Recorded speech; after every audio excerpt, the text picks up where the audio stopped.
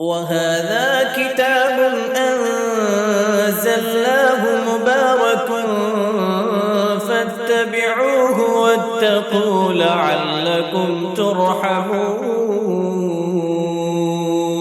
بسم الله الرحمن الرحيم نحمده ونصلي ونسلم على رسوله الكريم وأشهد أن لا إله إلا الله وحده لا شريك له وأشهد أن محمدا عبده ورسوله أما بعد۔ آج ہم عملی طور پہ باقاعدہ شروع کر رہے ہیں تخلیق آدم، قصہ آدم۔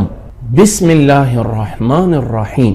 لفظ آدم یہ مشتق ہے، یعنی اس کا جو عنصر ہے جس سے یہ لیا گیا ہے، اس میں اہل لغت علماء فرماتے ہیں کہ یہ لفظ ادیم الارض سے لیا گیا ہے۔ ادیم الارض زمین کی اوپر والی سطح کو بولا جاتا ہے، اس زمین کی جو اوپر والی قشر ہے یا زمین کا اوپر والا چھلکا ہے، اس کو بولا جاتا ہے ادیم الارض۔ چونکہ آدم علیہ السلام کی مٹی یہاں زمین سے اٹھائی گئی تھی، اس لیے آدم کو آدم کہا گیا۔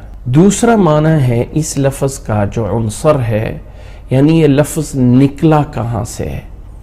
دوسرا معنی ہے یہ لفظ لیا گیا ہے ادمتن سے۔ جو پہلا اس کا روٹ ورڈ ہے اس میں بولا جاتا ہے ادیم الارض۔ یہ جو ادیم الارض بولا جاتا ہے، عربی میں ادیم الارض بولا جاتا ہے ایک ایسی چیز کو جو زمین کی سطح ہے، اور اس میں حمزہ، دال اور میم، آدم، اسی سے نکلا ہے لفظ آدم۔ روٹ ورڈ کیا ہے اور مناسبت کیا ہے کہ ایسی مخلوق جو ادیم الارض سے نکلی ہے۔ دوسرا اس میں لیا جاتا ہے کہ لفظ نکلا ہوا ہے ادمتن سے۔ لفظ ادمتن یعنی اگر میں اس کو اعراب بھی دے دوں تو لفظ بنے گا کچھ اس طرح کر کے۔ یہ جو ادمہ ہے عربی میں یہ بولا جاتا ہے، اس کا معنی ہوتا ہے سمرہ، اور سمرہ بولا جاتا ہے انسان کے گندمی ہونے کو، یعنی زمین کا کلر کیا ہے؟ براؤن ہے نا۔ انسان چاہے وہ کالا ہے یا انسان سفید ہے یا انسان سرخی مائل ہے، جو بھی انسان ہے کہیں نہ کہیں وہ براؤن ضرور ہے، کہیں نہ کہیں وہ بلو نہیں ہے، وہ گرین اور نہیں ہے، یعنی انسان جو ہے کوئی سبز نہیں ہے یا انسان جو ہے کوئی بلو نہیں ہے، کہیں نہ کہیں اس کے اندر وہ زمین والا کلر جو براؤن ہے، زمین بھی کہیں گہری براؤن ہے، بلیک مائل ہے، اور کہیں زمین کی مٹی بھی جو ہے، پتھر بھی جو ہے وائٹ کی طرح کا ہے۔ تو انسان جو بیسک بنیادی طور پہ ہے وہ اس ادمہ سے ہے، یعنی آدم لیا گیا۔ اب دیکھیں ملائکہ فرشتوں کا کیا کلر ہے، کیا رنگت ہے؟ کوئی ہمارے پاس دلیل نہیں ہے کہ ان کی رنگت کیا ہے۔ جن مخلوق کس رنگ میں ہے؟ کوئی مخلوق نہیں۔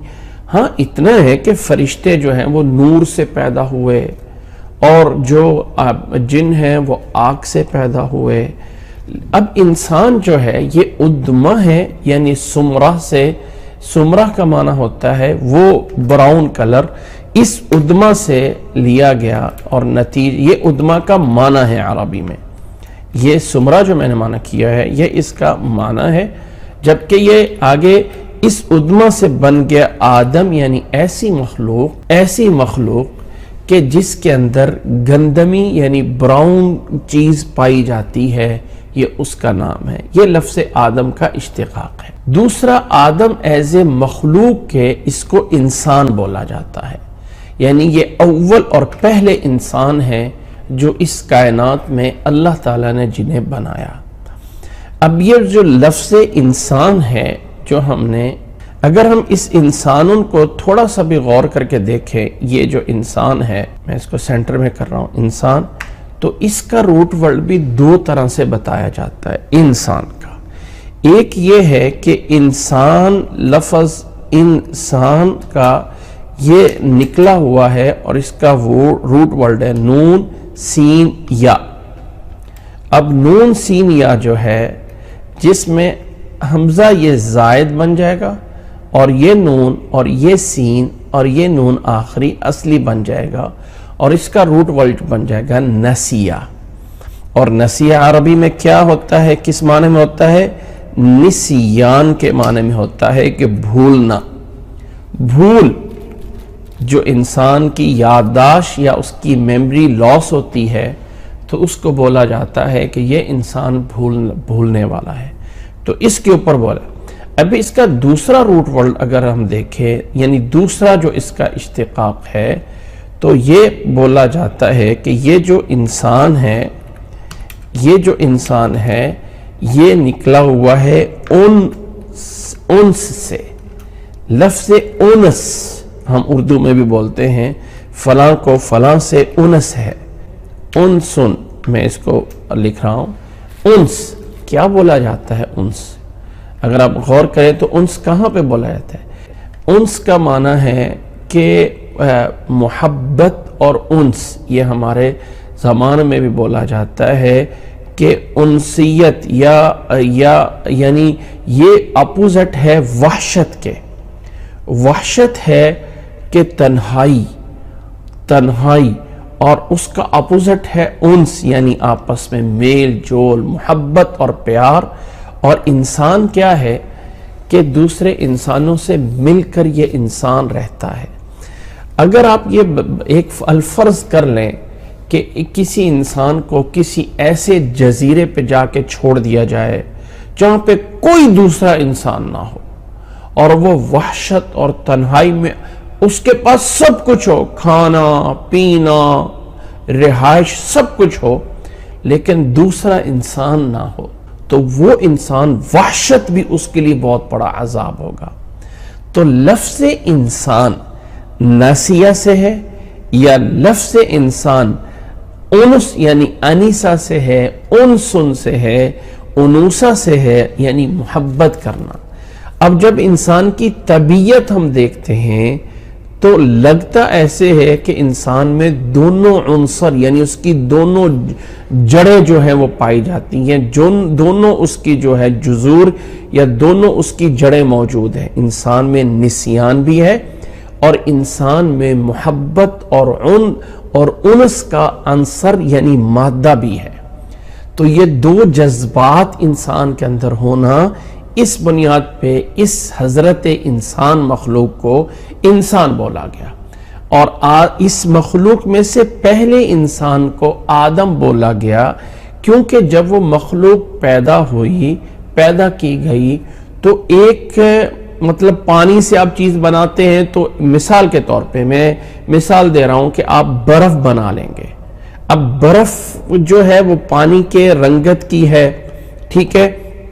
لکڑی سے آپ جو ہے وہ ایک بیڈ بنا لیں گے تو اس سے اب مٹی سے جب ایک چیز بنی تو اس کی رنگت وہ ایک اس میں یونیک چیز پائی جاتی تھی کہ یا تو وہ ادما سے ہے یا ادیم الارض سے ہے. یہ ساری کی ساری باتیں ایز اجتہاد کے ہیں اور یہ باتیں نہ اللہ نے قرآن میں بیان کی ہیں اور نہ ہی نبی صلی اللہ علیہ وسلم نے بیان کی ہیں, لیکن اس کا تعلق لغت سے ہے اور زبان سے ہے کہ جاننا ہے کہ یہ کیسا ہوا. اس کے بعد اگلی بات چلتی ہے اور وہ چلتی ہے اللہ تعالیٰ نے آدم کیا چیز تھی یہ ان کا تعارف ہو گیا. وہ ایک انسان تھے اور وہ ایک آدم نامی ایک مخلوق تھی. ان کو آدم اس لیے بولا گیا کہ یہ وجہ تھی. آدم علیہ السلام کو کن مراحل سے پیدا کیا گیا؟ اس میں کوئی شک نہیں کہ بنیادی طور پہ آدم علیہ السلام کو دو چیزوں سے پیدا کیا گیا. عموماً مشہور کیا ہے, ہم ایک چیز بولتے ہیں اور دوسری چیز بھول جاتے ہیں, اور وہ دوسری چیز کیا ہے؟ دوسرا ہے الماء, پانی. هو الذی یعنی وجعلنا من الماء كل شيء حي هو الذي خلق من الماء بشرا. سورۃ فرقان کی آیت نمبر 54.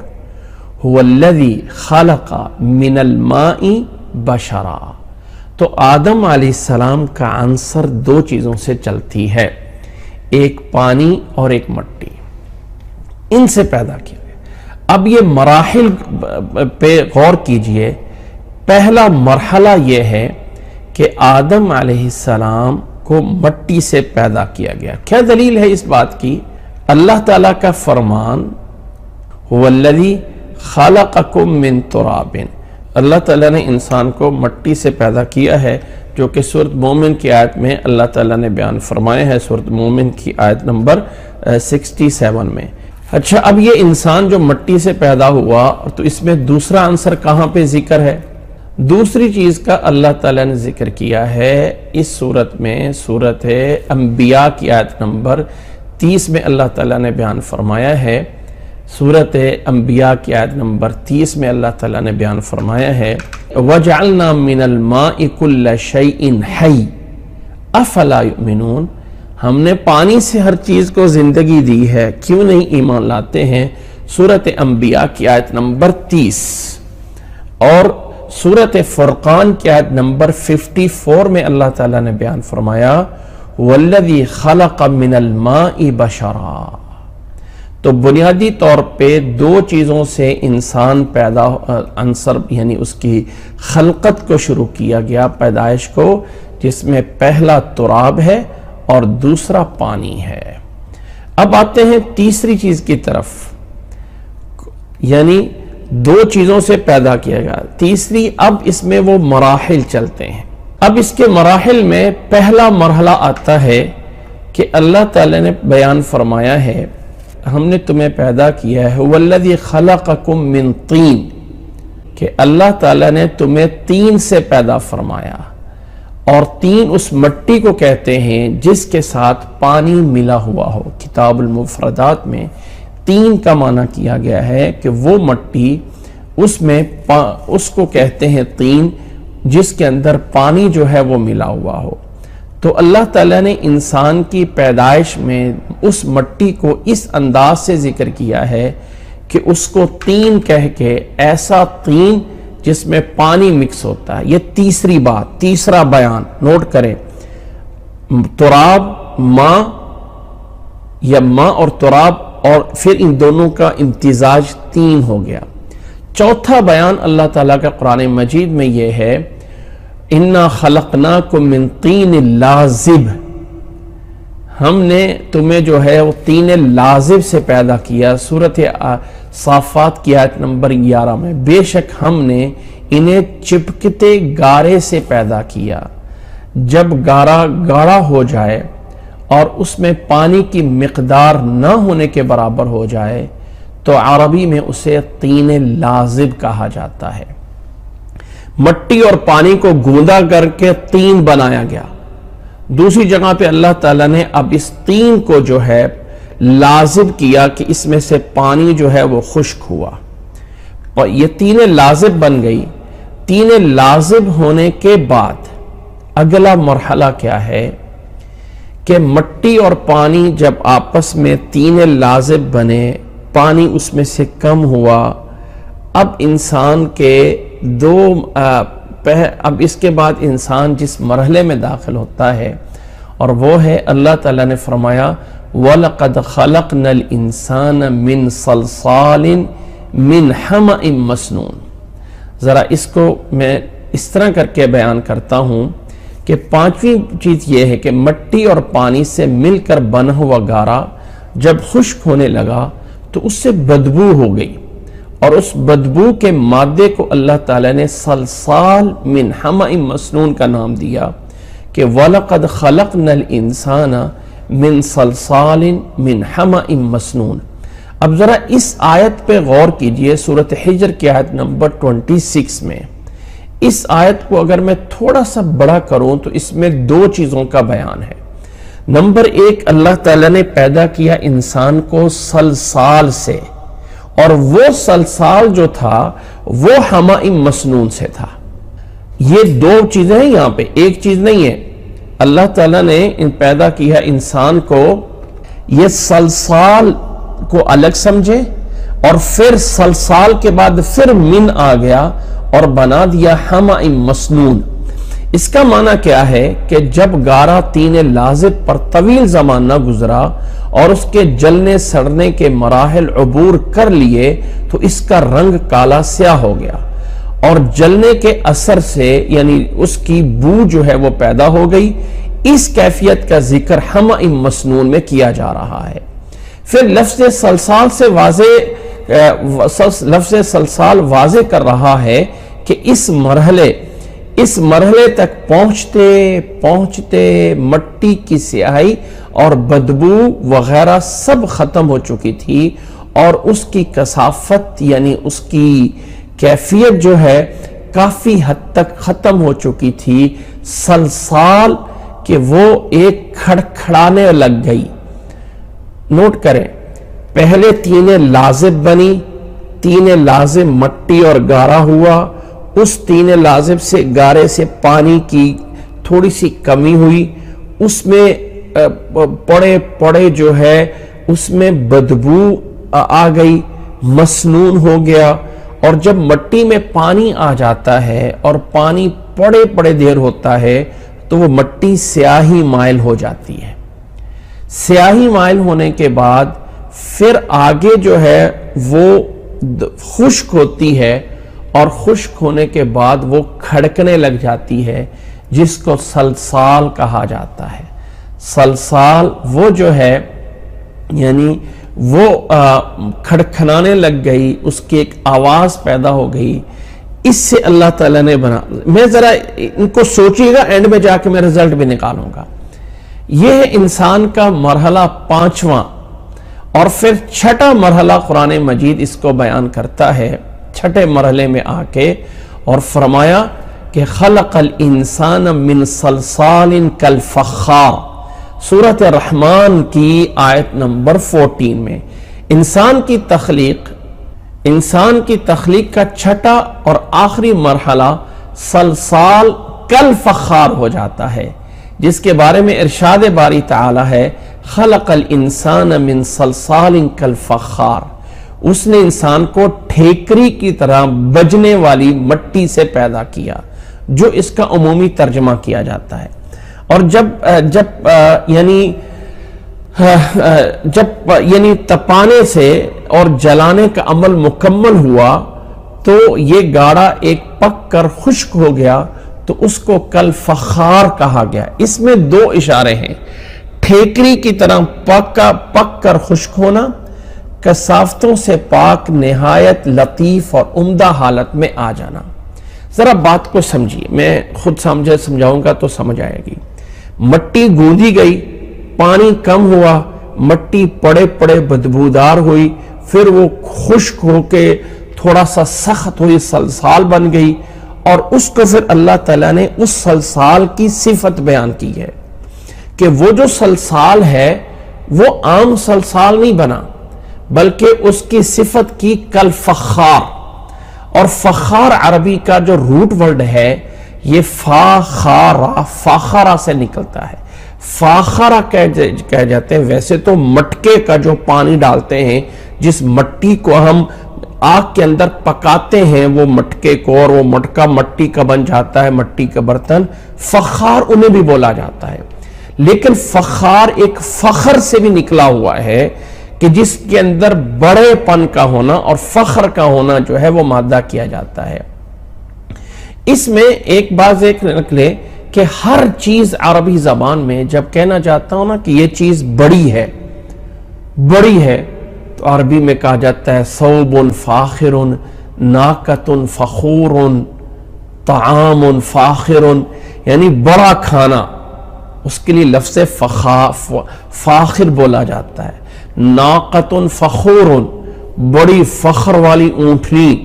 اور انسان کے لیے وہ تکبر اور فخر جو حرام ہے وہ تو منع ہے، لیکن انسان کی شخصیت ایسے دوسرے مخلوق کی کہ اس انسان کے اندر ایک فخر کا معنی یعنی ایک فخر والی چیز جو ہے وہ پائی جاتی ہے. پھر اللہ تعالیٰ نے اس لفظ کو مبالغہ کے صیغے کے ساتھ ذکر کیا ہے، من صلصال کالفخار. نتیجہ کیا نکلا کہ اللہ نے اس انسان کو تراب، طین، لازب سلسال فخار. نوٹ کرے تراب, طین, لازب, سلسال اور فخار, یہ 6 مرحلے پورے ہو جاتے ہیں اور پھر 7ویں چیز آ جاتی ہے اس کے بعد. یہاں اینڈ نہیں ہے. 7ویں چیز جو سب سے اہم چیز ہے جس کو ہم بہت ہی اگنور کر دیتے ہیں, اور وہ 7واں پوائنٹ ہے انسان کی تخلیق کے دوران آنے والے مراحل کے بارے میں. آخری ارشاد ہے وَلَقَدْ خَلَقْنَا الْإِنسَانَ مِنْ سُلَالَةٍ مِّن طِينٍ. ساری چیزوں کا جو ہے وہ آخری پوائنٹ کرتا ہے کہ اللہ نے انسان کو مٹی کے اس جوہر اور اس نچوڑ سے پیدا کیا. اب یہ مٹی کا جوہر اور نچوڑ کیسے بنا کہ مٹی کو پانی میں گوندا گیا, اس پانی کو اس میں چھوڑا گیا, چھوڑنے کے بعد مٹی سخت سلسال بنی, سلسال وہ فخار پک کر فخار بن گیا. اب یہ مٹی کا وہ جوہر نایاب ہے.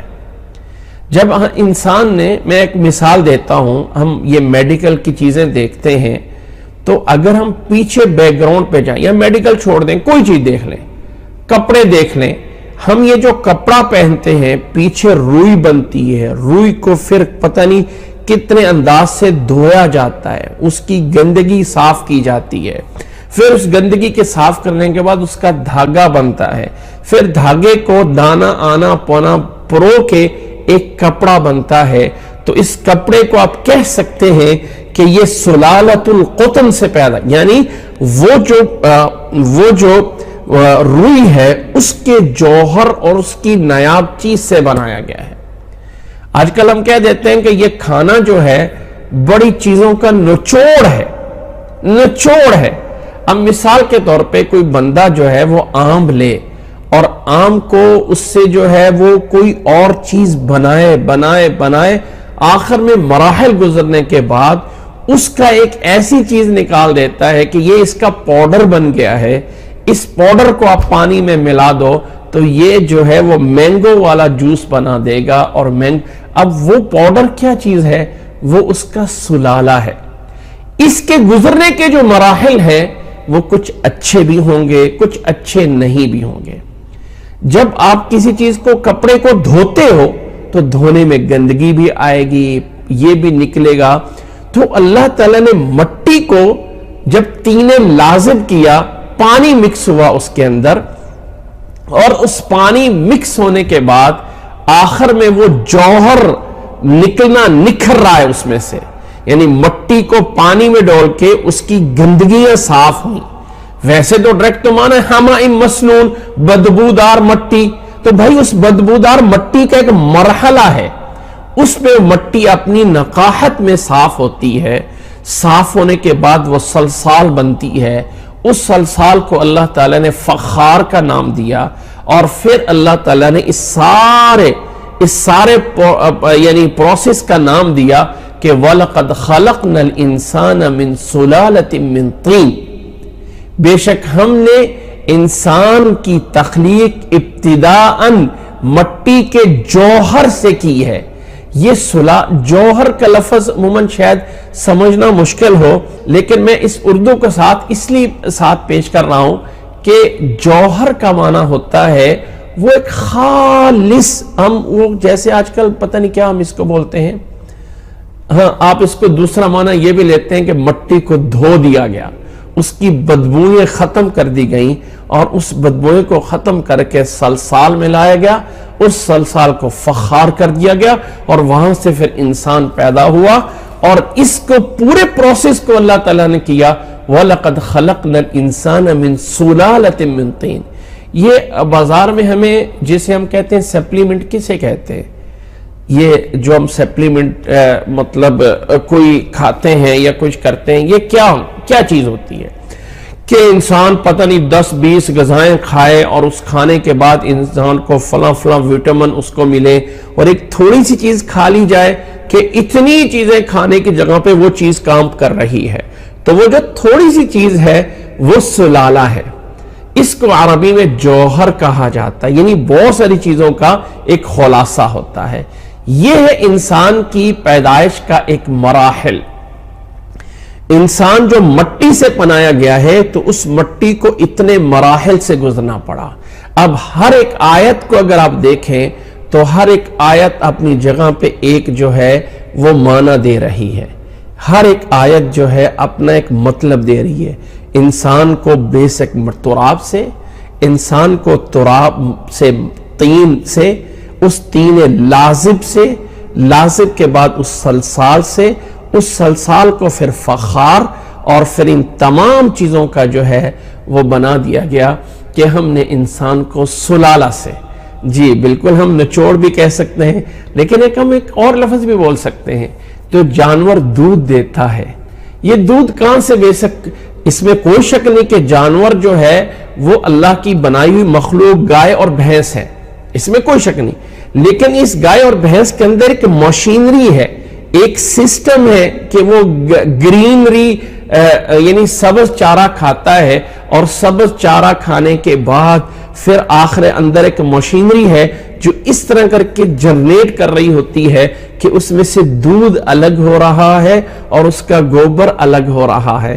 تو یہ دودھ جو ہے یہ سلالہ ہے اس سارے کے سارے چیزوں کا جو اس گائے اور بھینس نے کھایا ہوتا ہے. تو اللہ تعالیٰ نے کہا وَلَقَدْ خَلَقْنَا الْإِنسَانَ مِنْ سُلَالَةٍ مِنْ طِينٍ.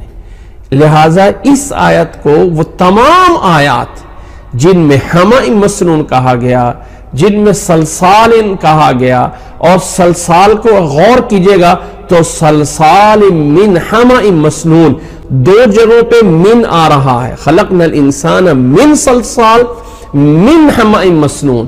تو یہ پہلا من جو ہے اس کا لنک ہے انسان سے، اور دوسرا من کا تعلق ہے سلسال سے، یعنی انسان کو سلسال سے اور سلسال کو حمأ مسنون سے. حمأ مسنون سے سلسال بنا، سلسال سے انسان بن گیا. یہ ہے اب انسان کی مٹی گوندی گئی اور اب اس کا جسد مبارک جو ہے وہ بنا دیا گیا. یہ جسد مبارک بنا کہاں پہ؟ آیا کھلے میدان میں یا جنت میں؟ واللہ عالم. ایسی روایات موجود ہیں کہ یہ جسد انسان کا جو بنا تھا یہ جنت کے اندر بنا تھا. ایک روایت حضرت انس رضی اللہ تعالی عنہ سے، رسول اللہ صلی اللہ علیہ وسلم سے روایت کرتے ہیں کہ لما صور اللہ آدم فی الجنہ ما شاء اللہ ان یترکہ. اللہ تعالیٰ جب آدم علیہ السلام کو بنایا جنت میں، ترکہ ما شاء ان یترکہ، اللہ تعالیٰ نے ان کو جو ہے چھوڑ دیا جتنی دیر کے اللہ تعالیٰ چاہتا تھا. فجعل ابلیس یطوف به. ابلیس اب اس مجسمے کے ارد گرد گھومتا رہا. ینظر ما ہوا، کہ یہ دیکھتا تھا یہ کیا ہے. فلما رآہ اجوف، جب دیکھا کہ اندر سے یہ خالی ہے، عرف انہ خلق خلقا لا یتمالک.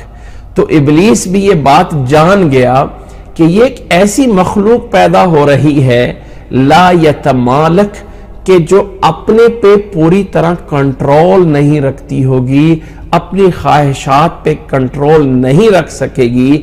حضرت انس اس کے راوی ہیں. صحیح مسلم کے اندر 2611 نمبر پہ یہ حدیث موجود ہے. تو اس میں 2 پوائنٹ بلکہ 3 پوائنٹ اس حدیث میں آتے ہیں. اللہ نے آدم علیہ السلام کو جنت میں بنا کے چھوڑ دیا جتنی دیر بھی اللہ تعالیٰ نے چاہا. ابلیس گھومتا تھا اور اس کو دیکھتا تھا، اور دیکھنے کے بعد اندر سے کچھ آگے میں ایک روایت پیش کر رہا ہوں، ابلیس جو ہے آدم کے منہ سے داخل ہو کے آگے راستے سے نکل جاتا تھا، اور اندر سے داخل ہو کے جیسے نکلتا تھا تو کہتا تھا کہ یہ مخلوق ایسی ہے، یعنی یہ اجوف ہے، یعنی اس کے اندر کچھ نہیں ہے. اجوف کہتے ہیں جو درمیان سے خالی ہو، اور یہاں اجوف کا معنی کہ اس کے اندر کچھ نہیں ہے. انہ خلق خلقا لا یتمالک، کہ اپنے پہ کنٹرول نہیں رکھ سکے گی. تو جب یہ کنٹرول نہیں رکھ سکے گی تو گویا کہ یہ مخلوق ایسی ہے تو میں اس سے جو ہے وہ بڑا ہوں، یہ اس نے سمجھنے لگا. اچھا، ابھی سوال یہ آیا تھا کہ یہ 6 مراحل جو 6 پوائنٹ ہیں ان کو دوبارہ سے ریپیٹ کر دوں تو نوٹ کر لیجئے. پہلا پوائنٹ هو الذی خلقکم من تراب، جرنل بیان ہے قرآن مجید کا کہ تمہیں مٹی سے پیدا کیا. دوسرا پوائنٹ هو الذی خلق من الماء بشرا، سورۃ فرقان کی آیت نمبر 59. مٹی اور پانی دو چیزیں ہو گئی. دوسرا پوائنٹ. تیسرا پوائنٹ اللہ تعالیٰ نے فرمایا هو الذی خلقکم من طین، تیسرا بیان ہے قرآن مجید کا طین. ان دو چیزوں کو پہلے اور دوسرے پانی کو جمع کر دیا گیا اور طین بنا دیا گیا. چوتھا پوائنٹ آ گیا سورۃ صافات کی آیت نمبر 11 انا خلقناہم من طین لازب، اس طین کی صفت لازب آ گئی جس کا معنی ہوتا ہے چپکتا ہوا گارا. یعنی مٹی اور پانی جب آپس میں مکس ہوتے ہیں اور وہ آپس میں چپکنے لگ جاتے ہیں، جیسے انسان ہاتھ ڈالے اور مٹی اور گارا آپس میں مکس ہو جاتا ہے، تو یہ چوتھا بیان یعنی چوتھا قرآن مجید کا بیان آ گیا کہ اس طین کو طین لازب کر دیا. جب وہ طین لازب اندر سے گارا بن گیا، پانی کی مقدار تھوڑی سی کم ہوئی اور چپکنے والا گارا بن گیا، تو اب پانچواں مرحلہ آ گیا کہ اللہ نے اس گارے کو حمأ مسنون بنایا. حمأ کا معنی جو ہے حمأ اور مسنون، مسنون کا معنی بدبودار اور حمأ یعنی جلا ہوا سڑا ہوا.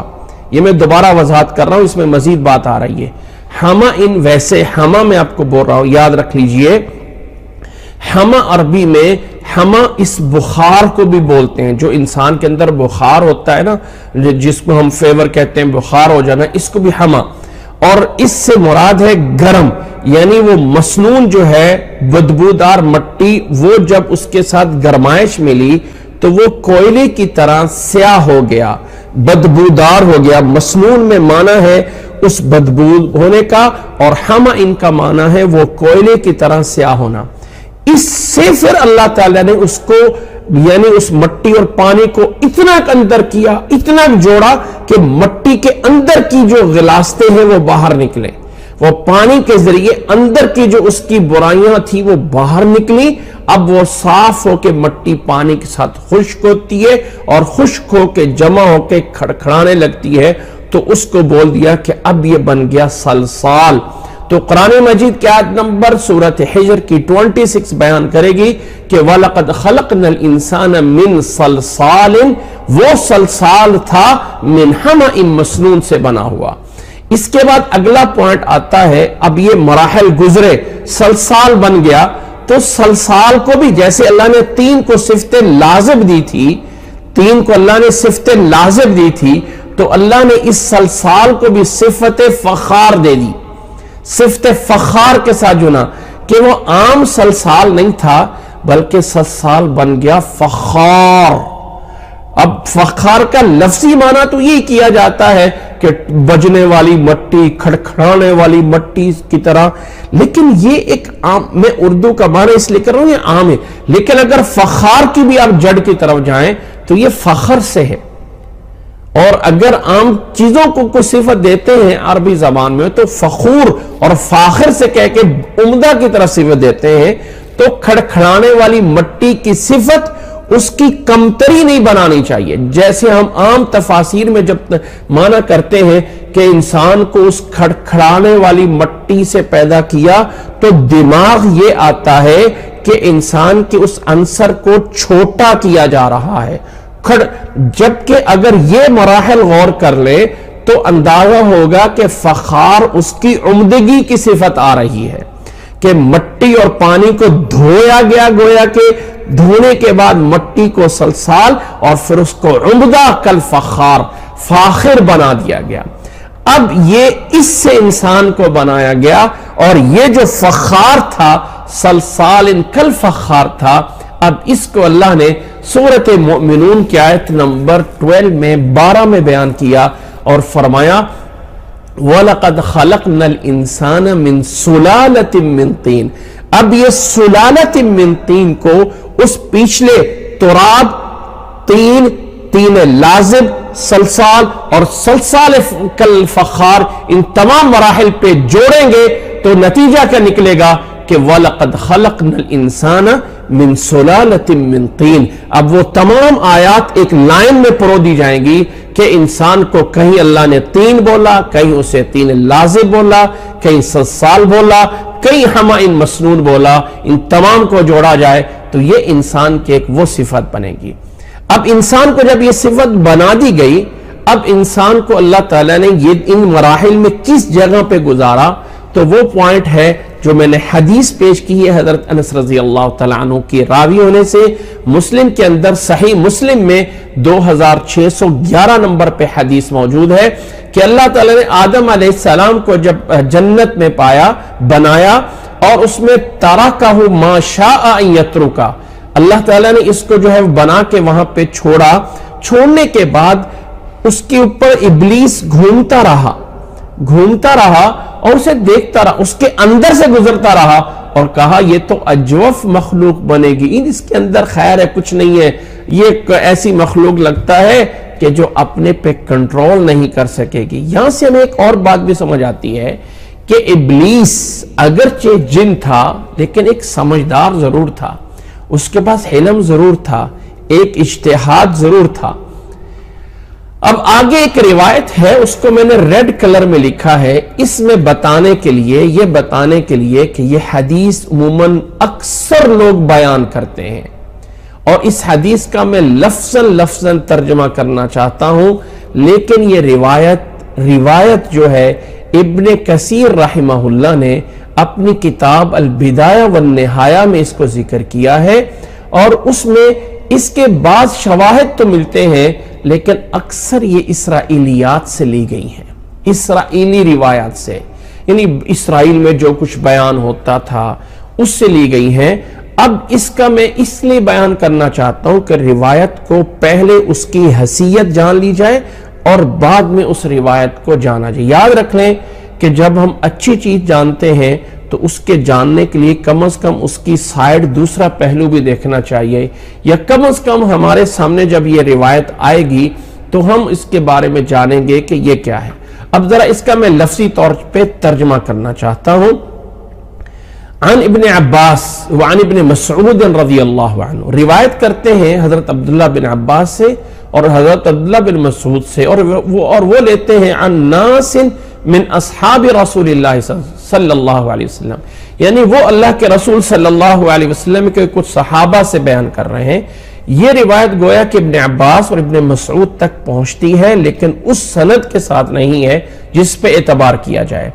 فرماتے ہیں اللہ کے قالو, فرماتے ہیں فبعث اللہ عز وجل جبریل فی الارض, اللہ نے جبریل علیہ السلام کو زمین پہ بھیجا, لیأتیہ بطین, کہ وہ جبریل علیہ السلام زمین سے مٹی لائیں. فقالت الارض اعوذ باللہ منک ان تنقص منی او تشیبنی, تو زمین نے آگے سے کہا میں اللہ کی پناہ مانگتی ہوں کہ تو مجھ سے کوئی چیز لے یا مجھ سے کوئی چیز نکالے, مجھے عیب دار کرے. تو جبریل اللہ کی پناہ کا لفظ سن کے واپس لوٹ گیا. ولم یاخذ, تو کچھ نہ لیا, اور جا کے کہا رب انہا عاذت بکا فاعذتها, اے اللہ اس نے تیری پناہ مانگ لی تو اس لیے میں نے اس کو چھوڑ دیا. اللہ نے میکائیل کو بھیجا, زمین نے اسی طرح پناہ مانگی, انہوں نے اسے جو ہے وہ چھوڑ دیا اور واپس لوٹ گئے. جیسے جبریل نے کہا تھا ویسے ہی کہا. اللہ تعالیٰ نے ملک الموت کو بھیجا تو زمین نے اس سے بھی پناہ مانگی. فقال وانا اعوذ باللہ ان ارجع ولم انفذ امرہ, تو ملک الموت نے کہا کہ میں بھی اللہ کی پناہ مانگتا ہوں کہ میں واپس لوٹ جاؤں اور اللہ کا حکم پورا کیے بغیر چلا جاؤں. فاخذ من وجہ الارض, تو زمین کی اس اوپر والے حصے سے انہوں نے مٹی اٹھائی, وخلط, اور اس کو مکس کیا. ولم یاخذ من مکان واحد, ایک جگہ سے مٹی نہیں لئی. واخذ من تربۃ بیضاء وحمراء وسوداء, انہوں نے مٹی جو ہے وہ سفید لی, سرخ لی, سیاہ مٹی لئی. فذالک خرج بنو آدم مختلفین, اسی لیے بنو آدم پھر مختلف نکلے. فصاعد به یعنی تو مٹی جو ہے وہ لے کے اوپر گئے. فبلت تراب, مٹی کو پانی سے جو ہے وہ تر کیا گیا. حتی عاد طینا لازبا, یہاں تک کہ وہ طین لازب بن گئے. اور اللازب هو الذي يلصق بعضه ببعض، لازب وہ ہوتا ہے جو ایک دوسرے کے ساتھ چمٹتا ہے. ثم قال الملائکہ، پھر اللہ نے فرشتوں سے کہا میں انی خالق بشرا من طین فاذا سویته ونفخت فیہ من روحی فقعوا له ساجدین. اللہ نے فرشتوں سے کہا کہ میں طین سے بشر بنا رہا ہوں، جب میں اسے برابر بنا لوں اور روح اس میں ڈال دوں تو تم اس کے لیے سجدہ کرنا. فخلق اللہ بیدہ، اللہ تعالیٰ نے آدم کو اپنے ہاتھ سے پیدا کیا، لئلا یتکبر ابلیس عنہ، تاکہ ابلیس اس میں تکبر نہ کرے. فخلقہ بشرا، واللہ نے ان کو بشر بنایا. فکان جسدا من طین 40 سنہ. اللہ تعالیٰ نے اس کو، یہ وہ پوائنٹ تھے جو میں یہاں بیان کرنا چاہتا تھا، اللہ نے ان کا جسم بنایا اس طین سے اور پھر 40 سال تک وہ پڑا رہا. من مقدار یوم الجمعہ، جمعے کے دن تک. فمرت بھی ملائکہ، فرشتے اس پہ گزرتے تھے تو ففزعوا، وہ اسے ڈرتے تھے. لما رأوا، جب اسے دیکھے. وکان اشدهم منهم فزعا ابلیس، اور ابلیس اس سے زیادہ گھبراتا تھا جب بھی وہاں سے گزرتا. فیضرب به، اپنے پاؤں سے اس کو مارتا تھا. فیصوت الجسد، تو اس جسد سے، اس جسم سے آواز نکلتی تھی. کما یصوت الفخار، جیسے کہ مٹکے کو بجانے سے آواز نکلتی ہے. یقول له سلسلۃ، یکون له سلسلۃ، جس کے لیے سلسلہ ہوتا ہے یعنی وہ آواز ہوتی ہے. فذلک حین یقول، اسی کو کہا گیا ہے سلسال کالفخار. ویقول لامر ما خلق، اور یہ کہا ابلیس کہتا تھا کہ یہ کس لیے پیدا کیا گیا ہے. وَدَخَلَ مِن فِيهِ وَخَرَجَ مِن دُبُرِهِ، اس کے منہ کی سائڈ سے نکل کے پیچھے سے جو ہے منہ سے داخل ہوتا اور پیچھے سے نکلتا. اور فرشتوں سے کہتا لا ترہبوا من هذا، اس سے مت ڈرو. فَإِنَّ رَبَّكُمْ صَمَدٌ، تمہارا رب جو ہے وہ صمد ہے، بے نیاز ہے. وَهَذَا أَجْوَفُ، اور یہ جو ہے اجوف ہے، خالی ہے. اگر لئن سلطت علیہ، اگر میں اس پہ ڈال دیا گیا، مجھے اس پہ مسلط کیا گیا، میں اس کو ہلاک کر دوں گا. فلما بلغ الحین الذی یرید اللہ عز وجل، جب وہ مدت پوری ہو گئی جسے اللہ تعالیٰ چاہتا تھا. ینفخ فیہ الروح، جس میں یعنی اس میں جس ٹائم آ گیا اس میں روح پھونکنے کا. تو فرشتوں سے کہا اذا نفخت فیہ من روحی، جب میں اپنی اس روح اس میں جو ہے وہ پھونکوں تو فاسجدوا لہ، اس کو سجدہ کرنا. فلما نفخ فیہ الروح، جب اس میں روح ڈالی گئی تو روح اس کے سر کی طرف سے ڈالی گئی. تو سر پہ جیسی روح آئی تو آدم علیہ السلام نے چھینک آئی.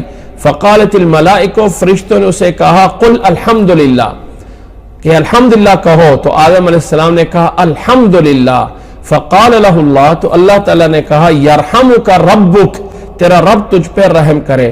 جب روح اس کے آنکھوں میں داخل ہوئی تو نظر الی ثمار الجنہ، جنت کے پھلوں کو دیکھا. فلما دخلت الروح فی جوفہ، جب روح پیٹ تک آئی. اشتہا الطعام، کھانے کی بھوک لگی. فوثب قبل ان تبلغ الروح الی رجلہ، تو پاؤں تک روح پہنچنے سے پہلے چھلانگ یعنی اٹھنے لگا تاکہ جلدی سے جنت کا پھل جو ہے حاصل کرے. عجلان، جلدی سے. الى ثمار الجنہ. وذلك حين يقول تعالی، اور اسی بارے میں اللہ تعالیٰ کہتا ہے کہ خلق الانسان من عجل فسجد الملائکۃ كلهم اجمعون الا ابلیس ابى ان يكون مع الساجدین. ابلیس جو ہے اس نے سجدہ کرنے سے انکار کیا اور سب فرشتوں نے جو ہے وہ سجدہ کر لیا. یہ ہے وہ روایت. اب اس روایت میں جو پوائنٹ ہے، نمبر 1 آدم علیہ السلام کو جنت میں، نمبر 1 آدم علیہ السلام کو فرشتے اور ابلیس اس طرح کر کے دیکھتے رہے. نمبر 2 40 سال تک یہ جسم پڑا رہا. نمبر 2 روح اس انداز سے جو ہے وہ ڈالی گئی اور فرشتوں نے سجدہ کیا. وہ تو قرآن مجید سے، یعنی یہ پوائنٹ زائد آتے ہیں. اب پہلے آدم علیہ السلام کو چھینک آئی. یہ ساری باتیں اس روایت میں آ رہی ہیں، جس روایت کو حضرت ابو ہریرہ کی سند سے ابن کثیر اپنی کتاب البدایہ والنہایہ میں پہلی جلد صفحہ نمبر 80 پہ روایت کرتے ہیں. خلاصہ اس کا یہ ہے کہ کچھ حصے تو اس کے شواہد کی بنیاد پر صحیح، اب کچھ حصے شواہد یعنی فرشتوں کا سجدہ کرنا، اب وہ تو دوسری روایت میں بھی موجود ہے. لیکن جو اس روایت کے اپنے الگ سے پوائنٹ ہیں، 40 سال کی مدت، شیطان کا یہ کہنا اور فرشتوں کا اس سے ڈرنا، یہ والی بات صرف اس روایت میں موجود ہے جو واللہ عالم سند کے اعتبار سے یہ روایت صحیح نہیں ہے، لیکن چند پوائنٹ جو اس روایت میں بیان کیے گئے ہیں وہ ایک دوسری روایت میں بھی موجود ہے۔ ایک دوسری روایت ہے جو صحیح سند سے اللہ کے نبی صلی اللہ علیہ وسلم سے بیان کی گئی ہے، اس روایت کو بھی میں یہاں پیش کر دیتا ہوں، اور وہ روایت ہے ان اللہ تعالی خلق آدم من قبضۃ قبضها من جميع الارض، اللہ تعالیٰ نے جس مٹی سے آدم علیہ السلام کو پیدا کیا تھا اس مٹی کو قبضها، اب اللہ تعالیٰ نے یہاں فرشتوں کا نام نہیں لیا جبکہ اس حدیث میں فرشتوں کا نام موجود تھا، اللہ نے آدم علیہ السلام کو زمین کی اس مٹی سے من قبضۃ، ایک مٹھی مٹی جس کو اللہ نے ساری زمین کے اوپر سے اٹھایا تھا، فجاء بنو آدم علی قدر الارض، تو بنی آدم بھی پھر اسی مٹی کے مختلف انداز سے آ گئے، فجاء منہم الاحمر، کچھ اس میں سے سرخ رنگ کے ہو گئے، والابیض کچھ سفید، والاسود کچھ سیاہ، وبین ذالک اور کچھ اس کے درمیان ہو گئے، والسہل والحزن کچھ نرم کچھ سخت طبیعت کے، کچھ خبیث اور کچھ طیب بن گئے۔ اس حدیث کو ابو موسیٰ الاشعری رضی اللہ تعالیٰ روایت کرتے ہیں اور یہ ترمذی کے اندر موجود ہے، حدیث نمبر 2955 نمبر موجود ہے۔ خلاصہ اب اس سارے قول کا آدم علیہ السلام کو کہ مٹی زمین کے مختلف جگہوں کے اٹھائی گئی، اللہ تعالیٰ نے اٹھانے کی کیفیت کا ذکر نہیں کیا، ایک قبضہ کا ذکر کیا ہے۔ اس مٹی کو پھر تراب اور پانی دو چیزیں آئیں، ان دونوں کو مکس کر کے تین بن گئی، تین کو پھر تین لازم کیا گیا، لازم ہونے کے بعد پھر اس کو سلسال آ گئی، اور سلسال ہونے کے بعد یہ سلسال فخار بن گئی، اور نتیجتاً سلالتاً من طین کہ اللہ تعالیٰ نے اس مٹی کے جوہر سے انسان کو پیدا فرما دیا۔ اس کے بعد اب اگلا پوائنٹ یہ ہے کہ آدم علیہ السلام کا یہ سارا پروسیس کب ہوا؟ کیا اس کا کوئی ٹائم بھی ہے؟ کیا کوئی ٹائم فریم بھی ہے؟ اللہ تعالیٰ نے اللہ کے نبی صلی اللہ علیہ وسلم سے حدیث ہے عن ابی ہریرہ رضی اللہ عنہ، حضرت ابو ہریرہ رضی اللہ تعالیٰ بیان فرماتے ہیں قال اخذ رسول اللہ صلی اللہ علیہ وسلم بیدی، اللہ کے نبی نے میرا ہاتھ پکڑا اور فرمایا خلق اللہ عز وجل، اللہ تعالیٰ نے التربہ مٹی کو پیدا کیا تھا یوم السبت، سیچرڈے ہفتے والے دن مٹی کو پیدا کیا، وَخَلَقَ فِيهَا الْجِبَالَ يَوْمَ الْأَحَدِ، اور اللہ نے پہاڑوں کو احد کس کو کہتے ہیں؟ سنڈے کو، اتوار کے دن کو۔ اچھا یہاں پہ ایک بات ذرا پوائنٹ آ گیا تو میں بھول جاؤں گا، ابھی بیان کر دوں۔ اچھا اب یہ احد لفظ احد کا معنی کیا ہے؟ قُلْ هُوَ اللَّهُ أَحَدٌ، اللہ کا صفت احد ہے، ٹھیک ہے، یوم الاحد۔ میں صرف اشارہ کر رہا ہوں، میں اپنی باتوں میں بار بار ذکر کرتا ہوں کہ یہ ازل سے ایک جنگ چلتی آ رہی ہے مٹی میں اور آگ میں، کیجئے گا فرق، مٹی اور آگ میں، یہ ازل سے ایک جنگ چلتی ہوئی آ رہی ہے۔ ازل کا مطلب آدم کو مٹی سے پیدا، اور ابلیس کو جو ہے ابلیس کو اللہ تعالیٰ نے پیدا کیا جو ہے وہ آگ سے، آگ اور مٹی کی جنگ چلتی ہوئی آئی۔ جب زمین پہ ہم آ گئے تو ہمیں ایک نظریہ دیا گیا کہ یہ زمین پوری کی پوری کائنات ایک بگ بینگ کا رزلٹ ہے، جو کہ ایک سورج کے اندر دھماکہ ہوا اور وہی طاقت آگ، اسی سے یہ ساری کائنات نکلی، اور اس وقت کائنات کا محور سورج ہے، اور اس دن کو بنا دیا گیا جو عربی میں یوم الاحد تھا، آج سن ڈے بن گیا، سنڈے، نوٹ کرنا۔ اور سن کس کو کہا جاتا ہے؟ سورج کو، سنڈے۔ اگر آپ آج سے کچھ سال پہلے کوئی 2 سال کے قریب پیچھے چلے جائیں اور پرانی کتابوں میں دیکھیں تو یہ لاطینی زبان میں، اسی انگلش جس کو لاطینی زبان بولا جاتا تھا، اسی کے اندر یہ جو ہے لارڈ ڈے کے نام سے، لارڈ جو کہ احد کا ترجمہ بنتا تھا، لارڈ ڈے کے نام سے معروف تھا، جس کو سنڈے بنا دیا گیا۔ اور آج ہمیں ایک موجودہ نظام کہتا ہے کہ کائنات کا مرکز سورج، کائنات کا محور سورج ہے، اور یہ سورج پوری کی پوری اس جو ہے گلیکسی کو لے کے چل رہا ہے، اور اس طرح کی کتنی ساری گلیکسیاں ہیں۔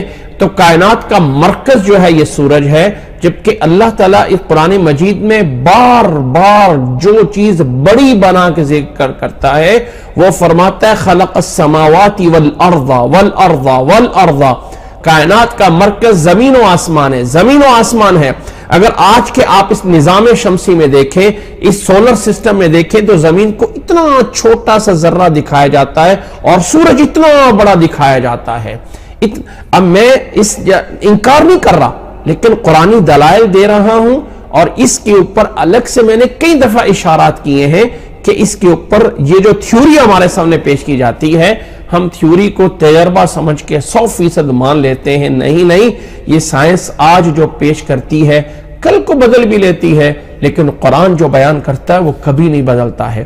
اللہ نے جب یہ فرمایا ہے کہ زمین جنت کی چوڑائی عرضها السماوات والارض، جنت کی چوڑائی زمین و آسمان کے برابر ہے، ذرا اس کو واضح طریقے سے رکھ لے تو جنت کی چوڑائی آسمان کے بھی برابر ہے اور زمین کے بھی برابر ہے۔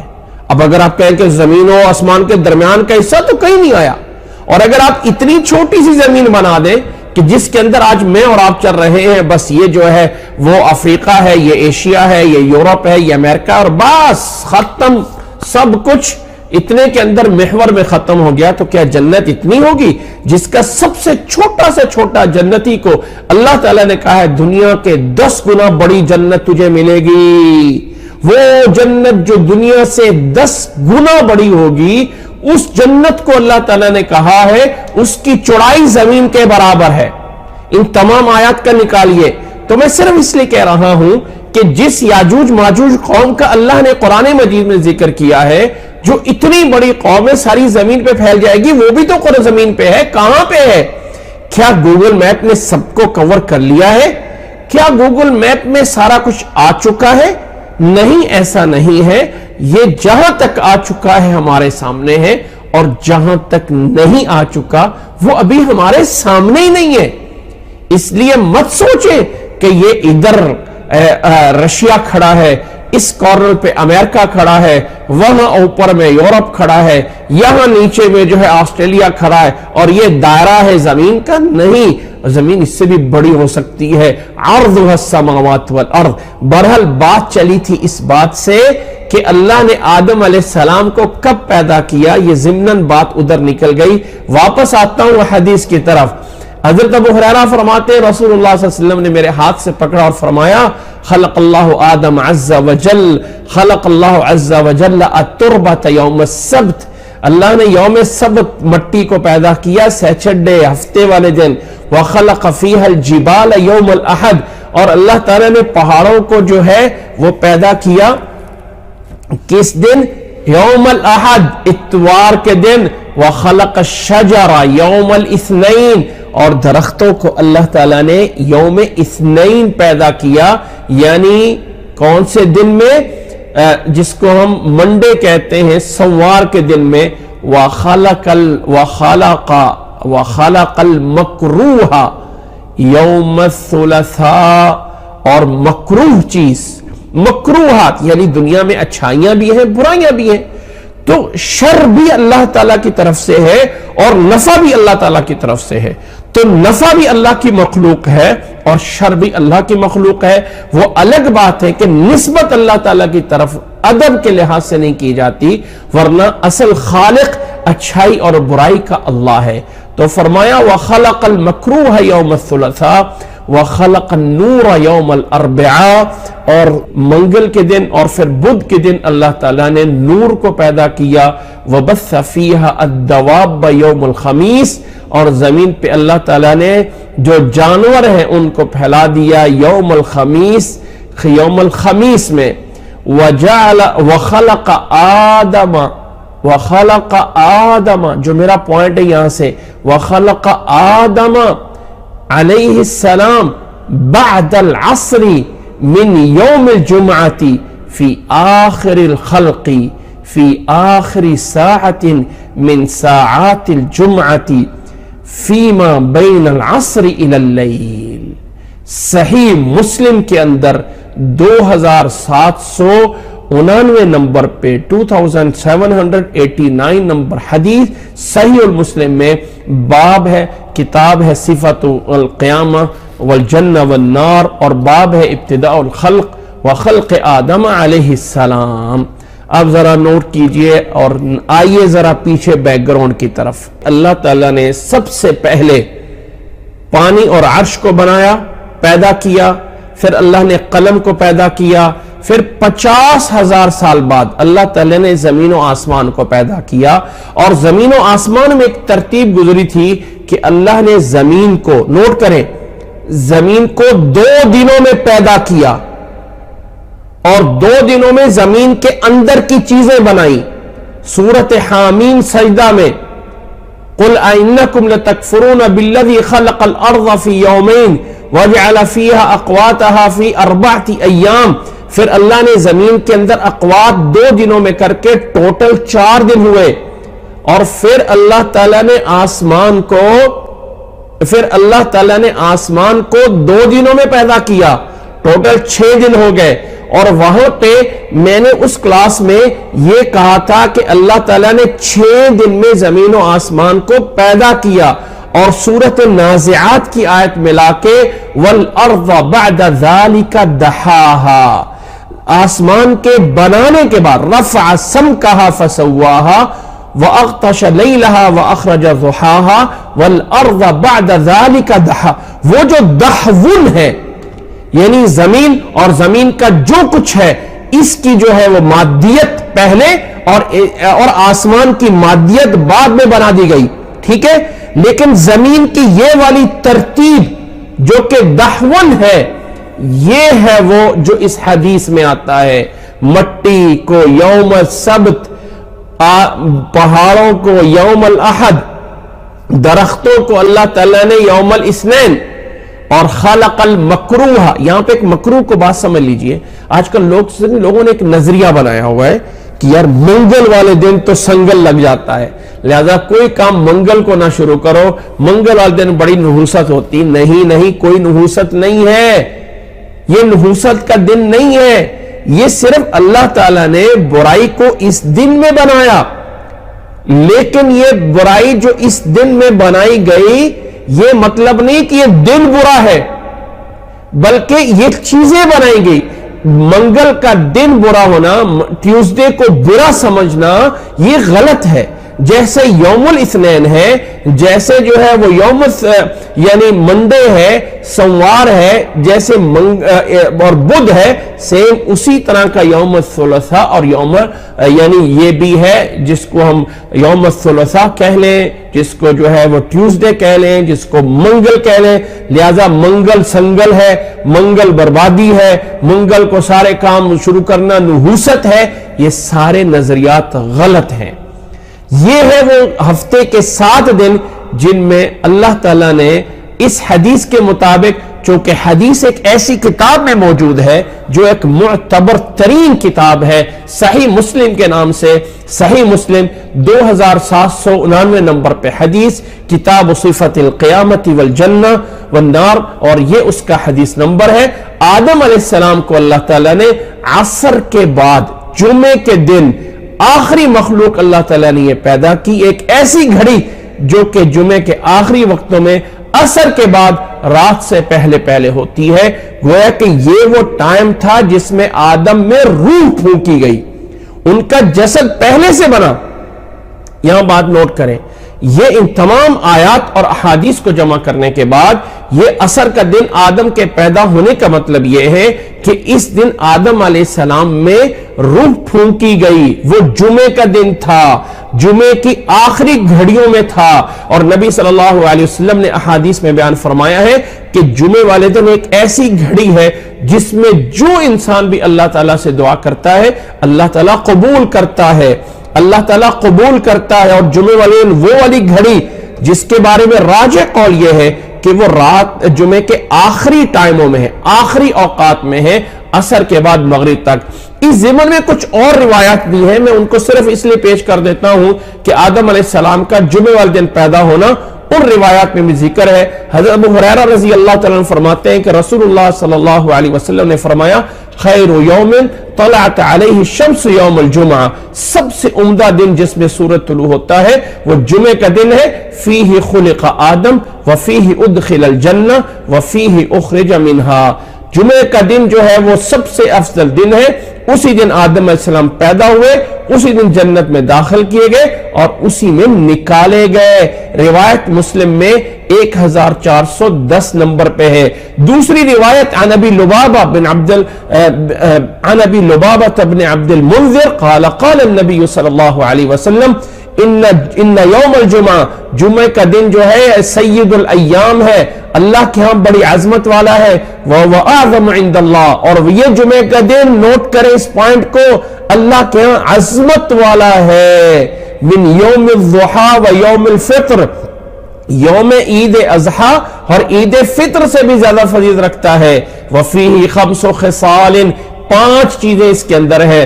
خلق اللہ فیہ آدم، اللہ نے آدم علیہ السلام کو اسی دن پیدا کیا۔ وَأَهْبَطَ اللَّهُ فِيهِ آدَمَ إِلَى الْأَرْضِ، اسی دن اللہ نے آدم علیہ السلام کو زمین پہ اتارا تھا۔ وَفِيهِ تُوفِّيَ، اور اسی دن انہوں نے وفات پائی تھی۔ وَفِيهِ سَاعَةٌ لَا يَسْأَلُ اللَّهَ فِيهِ الْعَبْدُ شَيْئًا إِلَّا أَعْطَاهُ، اور اس میں جو بھی کوئی بندہ مانگتا ہے اللہ تعالیٰ سے، اس گھڑی میں کوئی چیز اللہ تعالیٰ اسے دے دیتا ہے۔ بہرحال یہ باقی چیزیں بھی اس میں ہیں۔ روایت ابن ماجہ میں 1084 نمبر پہ ہے۔ شیخ البانی رحمہ اللہ اس کو صحیح الجامع میں 2279 نمبر پہ اس کو حسن قرار دیتے ہیں۔ یہاں میرا پوائنٹ صرف یہ ہے کہ جمعہ والے دن روح جو ہے وہ پھونکی گئی۔ اب میرے پوائنٹ پورے ہو کے آ رہے ہیں۔ نمبر 1 آدم علیہ السلام کی پیدائش کی خلقت، نمبر 2 آدم علیہ السلام پیدا ہونے کے بعد کتنے مدت میں پڑے رہے، نمبر 2 ان کی روح جمعے والے دن پھونکی گئی۔ اور اب آخری پوائنٹ، ایک اور پوائنٹ ہے کہ آدم علیہ السلام کی شکل و صورت کیسی تھی۔ دیکھیں میں ان جزئیات کو اس لیے بیان کرتا ہوں، آپ سمجھتے ہیں کہ شاید یہ جزئیات ہیں، یہ تو ان کی ڈیٹیل میں جانے کی کیا ضرورت ہے، نہیں، ان میں سے کوئی ایک پوائنٹ ایسا نہیں ہے جس میں آیت یا حدیث نہیں پیش کی ہے۔ اور اس کلاس کا مین مقصد یہ ہے کہ ربنا آمنا بما انزلت واتبعنا الرسول فاکتبنا مع الشاہدین، اے اللہ جو تو نے نازل کیا ہے ہم اس کو مانتے ہیں، اس ایمان لانے کی خاطر وہ جاننا ضروری ہے۔ اور اسی مناسبت سے کوئی اجتہاد، کوئی ادھر ادھر کی بات نہیں، صرف اللہ کا قرآن اور نبی صلی اللہ علیہ وسلم کی حدیث سے یہ سارا کچھ بیان ہو رہا ہے۔ اگلا پوائنٹ یہ ہے سورۃ آدم، آدم علیہ السلام کی شکل و صورت۔ سورۃ آدم، آدم علیہ السلام کی شکل مبارک کیسی تھی؟ کیا ان کی شکل مبارک تھی؟ کیسے تھی شکل و صورت؟ یاد رکھ لے کہ اللہ کے نبی صلی اللہ علیہ وسلم سے حضرت ابو ہریرہ رضی اللہ تعالی عنہ روایت کرتے ہیں کہ رسول اللہ صلی اللہ علیہ وسلم نے فرمایا خلق اللہ آدم علی صورتہ، اللہ تعالیٰ نے آدم علیہ السلام کو پیدا کیا علی صورتہ، اپنی صورت پہ پیدا کیا۔ طولہ 60 ذراعا، آدم علیہ السلام کی جو لمبائی تھی وہ 60 ہاتھ تھی، 60 ذراع، 60 ہاتھ تھی۔ یہ اگر انسان انگلی سے لے کے کوہنی تک آتا ہے تو اس پورے حصے کو ذراع کہا جاتا ہے۔ یہ اگر آپ سمجھ لیں کہ تقریباً کوئی 1.5 فٹ کے قریب ایک ذراع ہوتا ہے، اور اگر اس کو 60 ذراع بنایا جائے تو تقریباً کوئی آپ سمجھ لیں کہ 90 فٹ کے قریب بنتا ہے۔ اس کے قریب ان کی جو ہے وہ لمبائی تھی۔ فلما خلقہ، جب اللہ نے انہیں پیدا کیا، قال اذهب فسلم على اولئک النفر، اللہ تعالیٰ نے آدم علیہ السلام کو پیدا کیا اور فرمایا کہ جاؤ فلاں جو فرشتوں کی جماعت ہے اس پہ سلام کریں۔ یہ آگے بات چلتی ہے، یہاں پہ اس حدیث سے جو ہمارا مقصد ہے کہ اللہ تعالیٰ، یہ حدیث صحیح البخاری میں موجود ہے، صحیح مسلم میں موجود ہے، حضرت ابو ہریرہ کی سند سے ہے کہ اللہ تعالیٰ نے آدم علیہ السلام کو علی صورتی ہی، کہ اللہ نے اپنی صورت پہ، اب یہ ہی ضمیر کا مرجع ہے کہ آدم کو آدم کی صورت پہ پیدا کیا، آدم کو یہ ہی ضمیر کا مرجع کیا ہے؟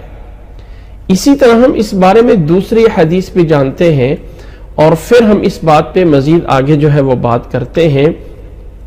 اس سلسلے میں ایک دوسری روایت ہے، امام مسلم رحمہ اللہ نے اس کو بھی حضرت ابو ہریرہ رضی اللہ تعالیٰ عنہ کی سند سے روایت کیا ہے۔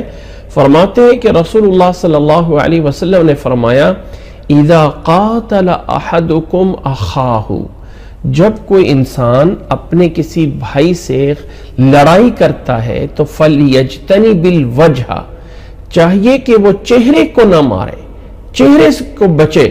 فإن اللہ خلق آدم علی صورتہ، کہ بے شک اللہ تعالیٰ نے آدم علیہ السلام کو پیدا کیا تھا علی صورتہ، اپنی صورت پہ۔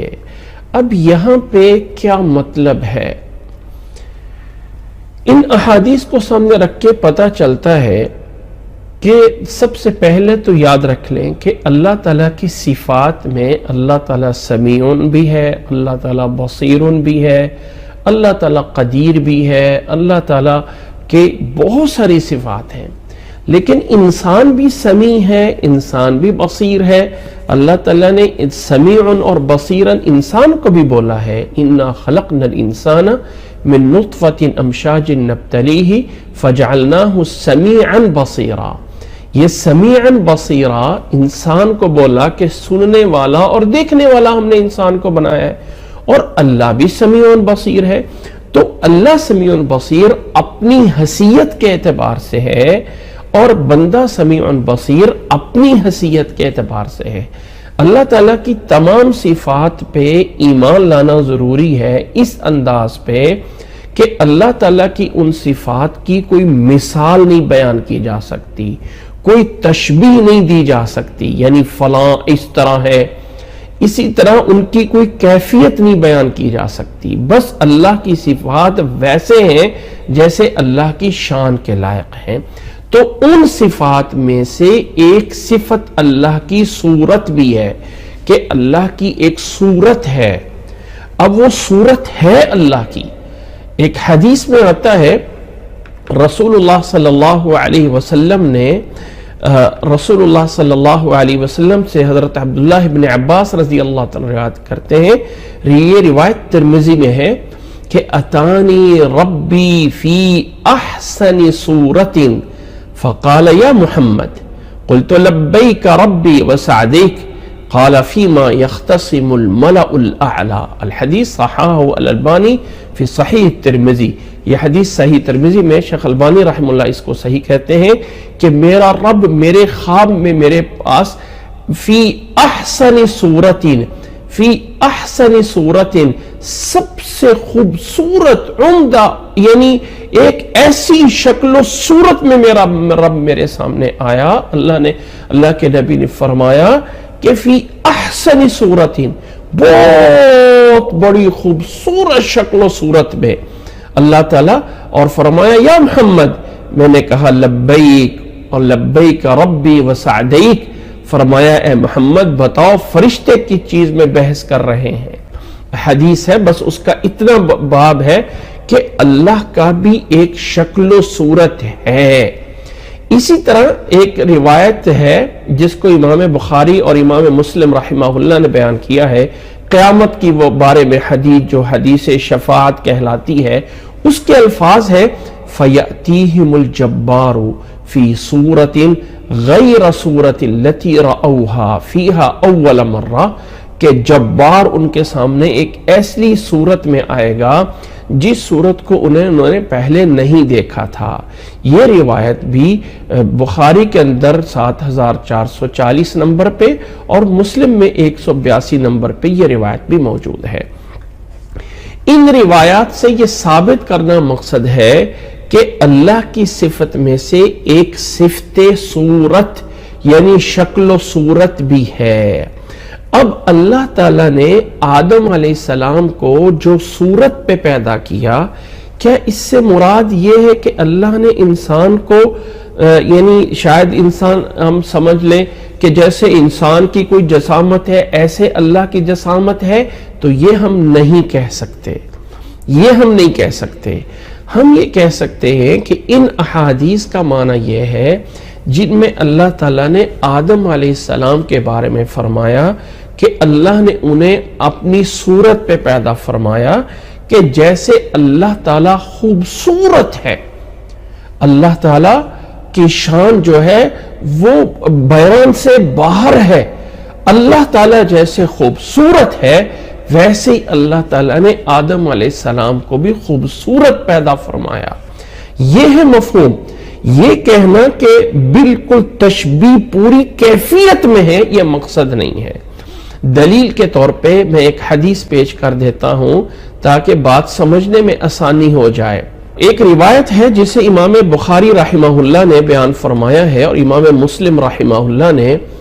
حدیث کے الفاظ یہ ہیں، قولہ صلی اللہ علیہ وسلم ان اول زمرۃ تدخل الجنۃ علی صورت القمر، رواہ البخاری، کہ جنت میں جو پہلی جماعت جائے گی ان کی شکل و صورت ہوگی علی صورت القمر، علی صورت القمر، کہ وہ جو پہلی جماعت جنت میں داخل ہوگی ان کا چہرہ چاند کی طرح ہوگا۔ اب یہ جو چاند سے چہرے کی مشابہت ہے، چاند سے چہرے کی مشابہت، یہ کیفیت میں نہیں ہے، یہ کیفیت میں نہیں ہے، یہ خوبصورتی میں ہے، خوبصورتی میں ہے۔ تو اللہ تعالیٰ نے جو آدم علیہ السلام کو اپنی صورت پہ پیدا کیا، یعنی اپنی خوبصورتی کی طرح اپنے اس بندے کو بھی ایک خوبصورتی عطا فرمائی، یہ ان احادیث کا معنی ہے۔ چونکہ یہ احادیث بخاری اور مسلم میں موجود ہیں، رسول اللہ صلی اللہ علیہ وسلم نے کہ فَإِنَّ اللَّهَ خَلَقَ آدَمَ عَلَى صُورَتِهِ یا خلق اللہ آدم علی صورتہ، یہ روایت چونکہ بخاری اور مسلم میں موجود ہے تو ان روایات کا معنی یہ لیا جائے گا کہ اللہ تعالیٰ نے آدم علیہ السلام کو اپنی شکل و صورت کی کیفیت پہ نہیں بلکہ اللہ تعالیٰ نے آدم علیہ السلام کو بھی خوبصورتی عطا فرمائی، جیسے کہ اللہ تعالیٰ کی اپنی ذات کو خوبصورتی ہے۔ یہ تشبیہ جو ہے، تشبیہ وہ کل میں نہیں ہے۔ اب جیسے میں نے دلیل کے طور پہ پیش کیا ہے کہ بخاری اور مسلم میں اللہ تعالیٰ نے فرمایا ہے کہ پہلی جماعت جو جنت میں جائے گی وہ ان کا چہرہ جو ہے وہ اعلیٰ صورت القمر، وہ چاند کی طرح ہوگا، تو یہ مشابہت ایسے کلی مشابہت نہیں ہے کہ چاند کی طرح وہ گول جو ہے وہ دائرے میں بن گئے ہوں گے، نہیں، بلکہ خوبصورتی میں مشابہت ہے۔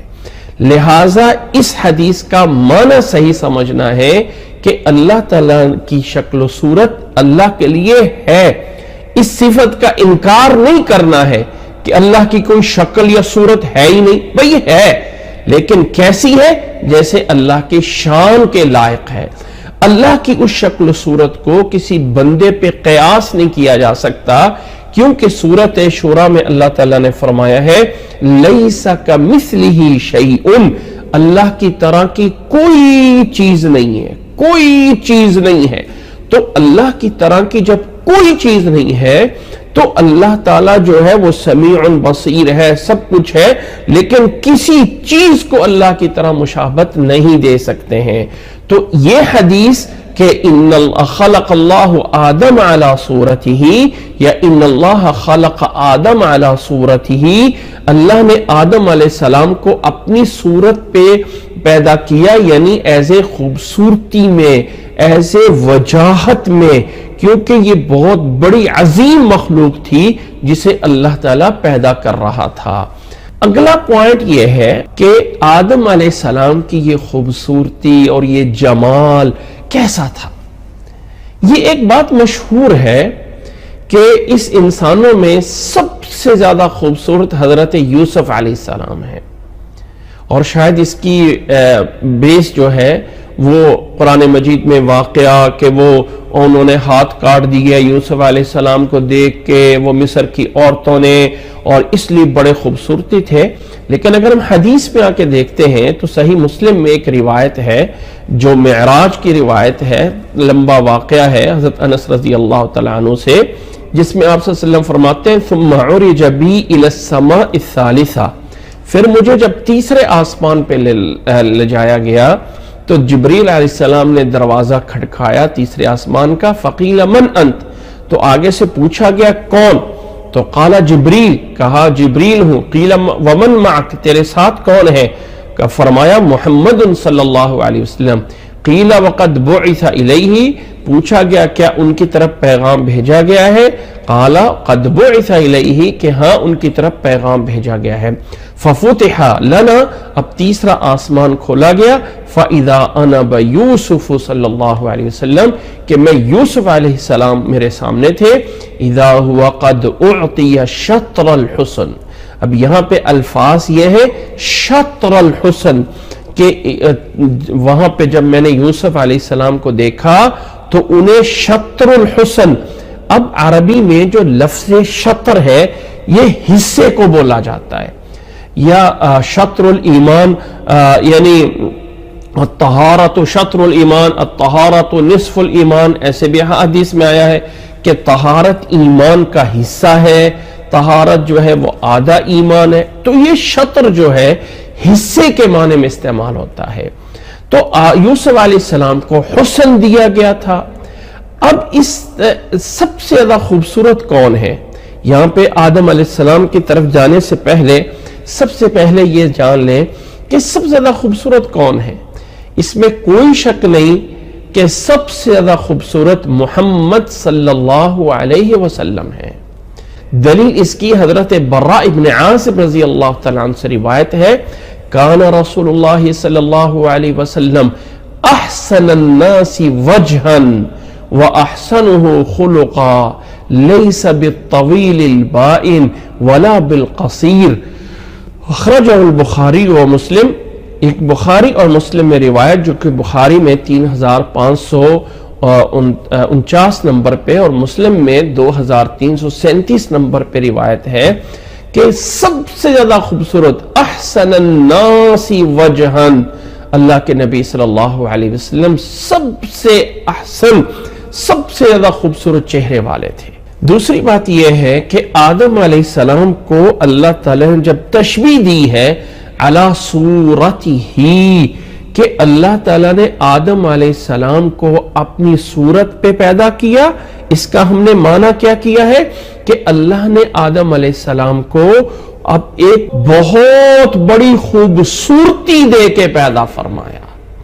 لہٰذا ان تمام دلائل کو اگر جمع کیا جائے تو ہم یہ کہہ سکتے ہیں کہ اس میں کوئی شک نہیں کہ جس شکل و صورت کو اللہ نے اپنے ہاتھوں سے بنایا ہو آدم علیہ السلام کو، لما خلقت بیدی، کیونکہ اللہ نے کہا تھا میں نے آدم علیہ السلام کو اپنے ہاتھ سے بنایا ہے، تو سب سے خوبصورت آدم علیہ السلام تھے. وہ پہلے انسان تھے، وہاں پہ کامل انسان تھے، اپنے جسم میں، اپنے اعضاء میں، اپنی خوبصورتی میں. پھر دنیا آہستہ آہستہ نیچے آتی گئی. وہ جو 60 ہاتھ کا قد تھا وہ ہوتا ہوتا گویا کہ 90 یا 100 فٹ کے قریب جو انسان تھا وہ ہوتا ہوتا 5 اور 6 فٹ پہ آ گیا ہے. تو اسی طرح وہ سب سے تمام حسن تھا. اب اس تمام حسن میں اللہ تعالیٰ نے محمد صلی اللہ علیہ وسلم کو بھی وہ حسن دیا، اور اس میں سے بہت بڑا حصہ اللہ تعالیٰ نے یوسف علیہ السلام کو بھی عطا فرمایا ہوا تھا. یہ ہے ان تمام دلائل کی تطبیق. آدم علیہ السلام بھی بہت بڑے خوبصورتی میں تھے.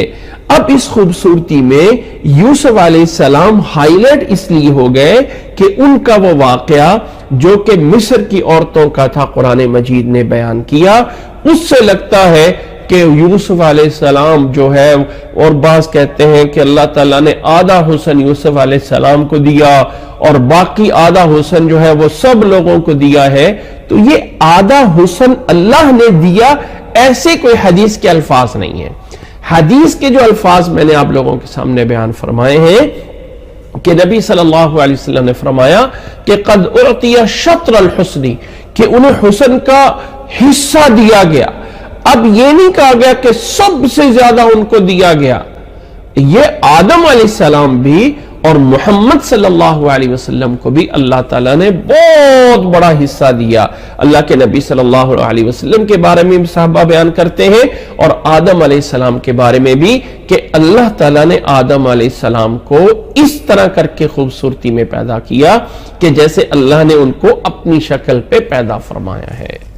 اب یہاں پہ ایک احادیث کی طرف میں اشارہ کر دینا چاہتا ہوں کہ آدم علیہ السلام جو ہیں، یعنی چونکہ پیچھے ہم چلتے ہوئے آ رہے ہیں کہ آدم علیہ السلام مٹی سے پیدا ہوئے اور یہ ہوئے اور کب ہوئے، تو چونکہ یہاں پہ کچھ ایسی احادیث میں بھی ہیں جن کی طرف اشارہ کرنا ضروری ہے کہ وہ صحیح نہیں ہے۔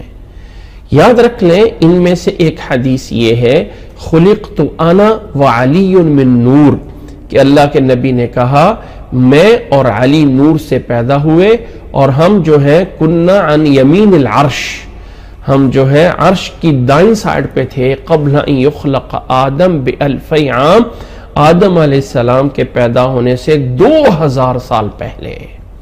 پھر اللہ تعالیٰ نے آدم علیہ السلام کو پیدا کیا اور ہم لوگوں کی پیٹھوں میں چلتے آئے، پیٹھ کے اندر یہاں تک کہ عبد المطلب کے آگے سے نکل کے میں جو ہے وہ محمد ہوا۔ اور یہ جو ہے یہ حدیث موضوع اور من گھڑت ہے۔ دوسری حدیث ایک بیان کی جاتی ہے کنت نبیا وآدم بین الماء والطین، میں نبی اس وقت بھی تھا جب آدم علیہ السلام پانی اور مٹی کے درمیان میں تھے۔ یہ روایت بھی سلسلۃ الاحادیث الضعیفہ میں شیخ البانی رحمہ اللہ نے اس کو ضعیف ثابت کیا ہے۔ اسی طرح کے دوسرے الفاظ بھی ہیں کنت نبیا وآدم بین الماء والطین، یا کنت نبیا ولا آدم ولا ماء ولا طین، میں نبی اس وقت بھی تھا جب نہ آدم تھا، نہ پانی تھا، نہ مٹی تھا۔ اس طرح کی جتنی بھی بیان کی جاتی ہیں یہ تمام کی تمام روایات موضوع ہیں، من گھڑت ہیں۔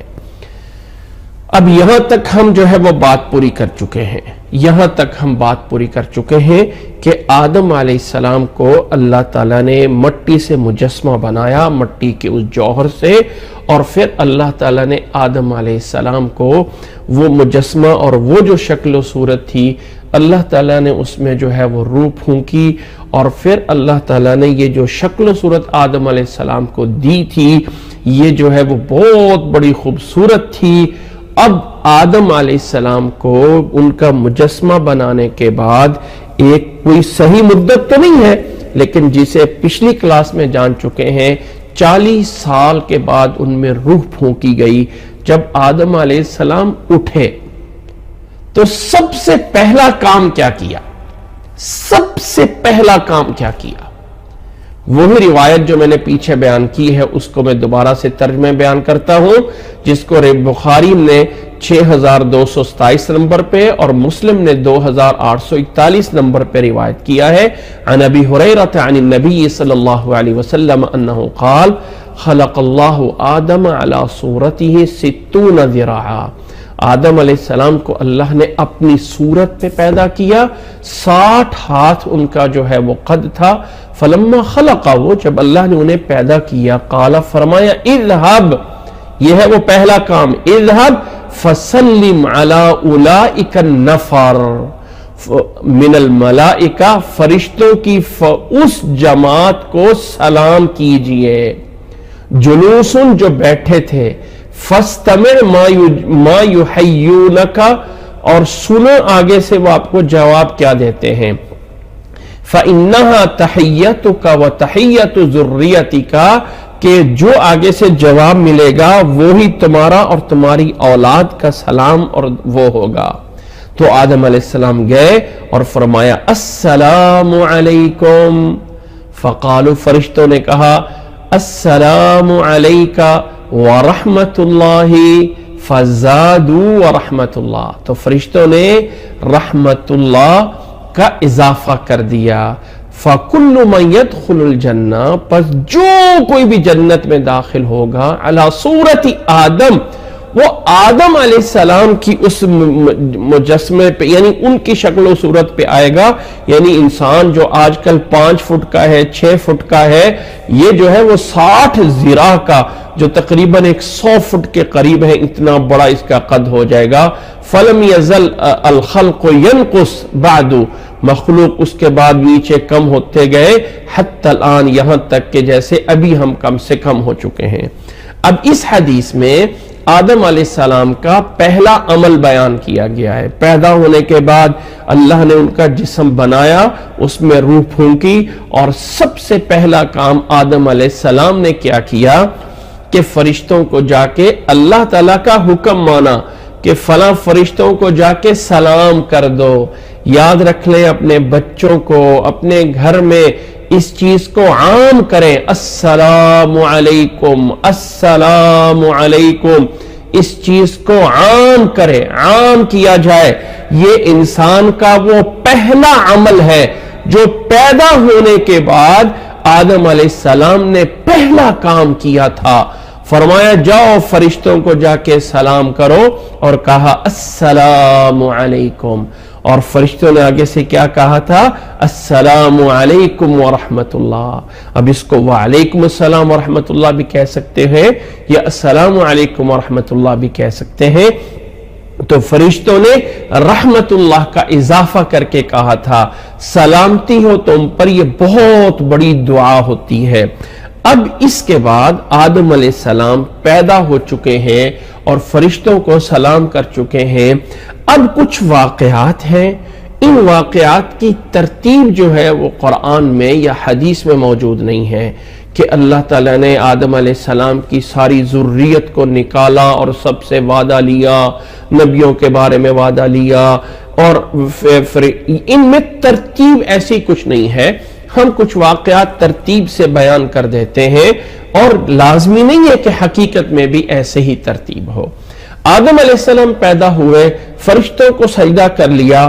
اب آگے قرآن مجید کا بیان یہ ہے، سورۃ بقرہ کے اندر اللہ نے فرمایا ہے، اعوذ باللہ من الشیطان الرجیم، وعلم آدم الاسماء كلها ثم عرضهم على الملائکة فقال انبئوني باسماء هؤلاء ان كنتم صادقين قالوا سبحانك لا علم لنا الا ما علمتنا انك انت العليم الحكيم قال يا آدم انبئهم باسمائهم فلما انبأهم باسمائهم قال الم اقل لكم انی اعلم غیب السماوات والارض وَأَعْلَمُ مَا تُبْدُونَ وَمَا كُنْتُمْ تَكْتُمُونَ۔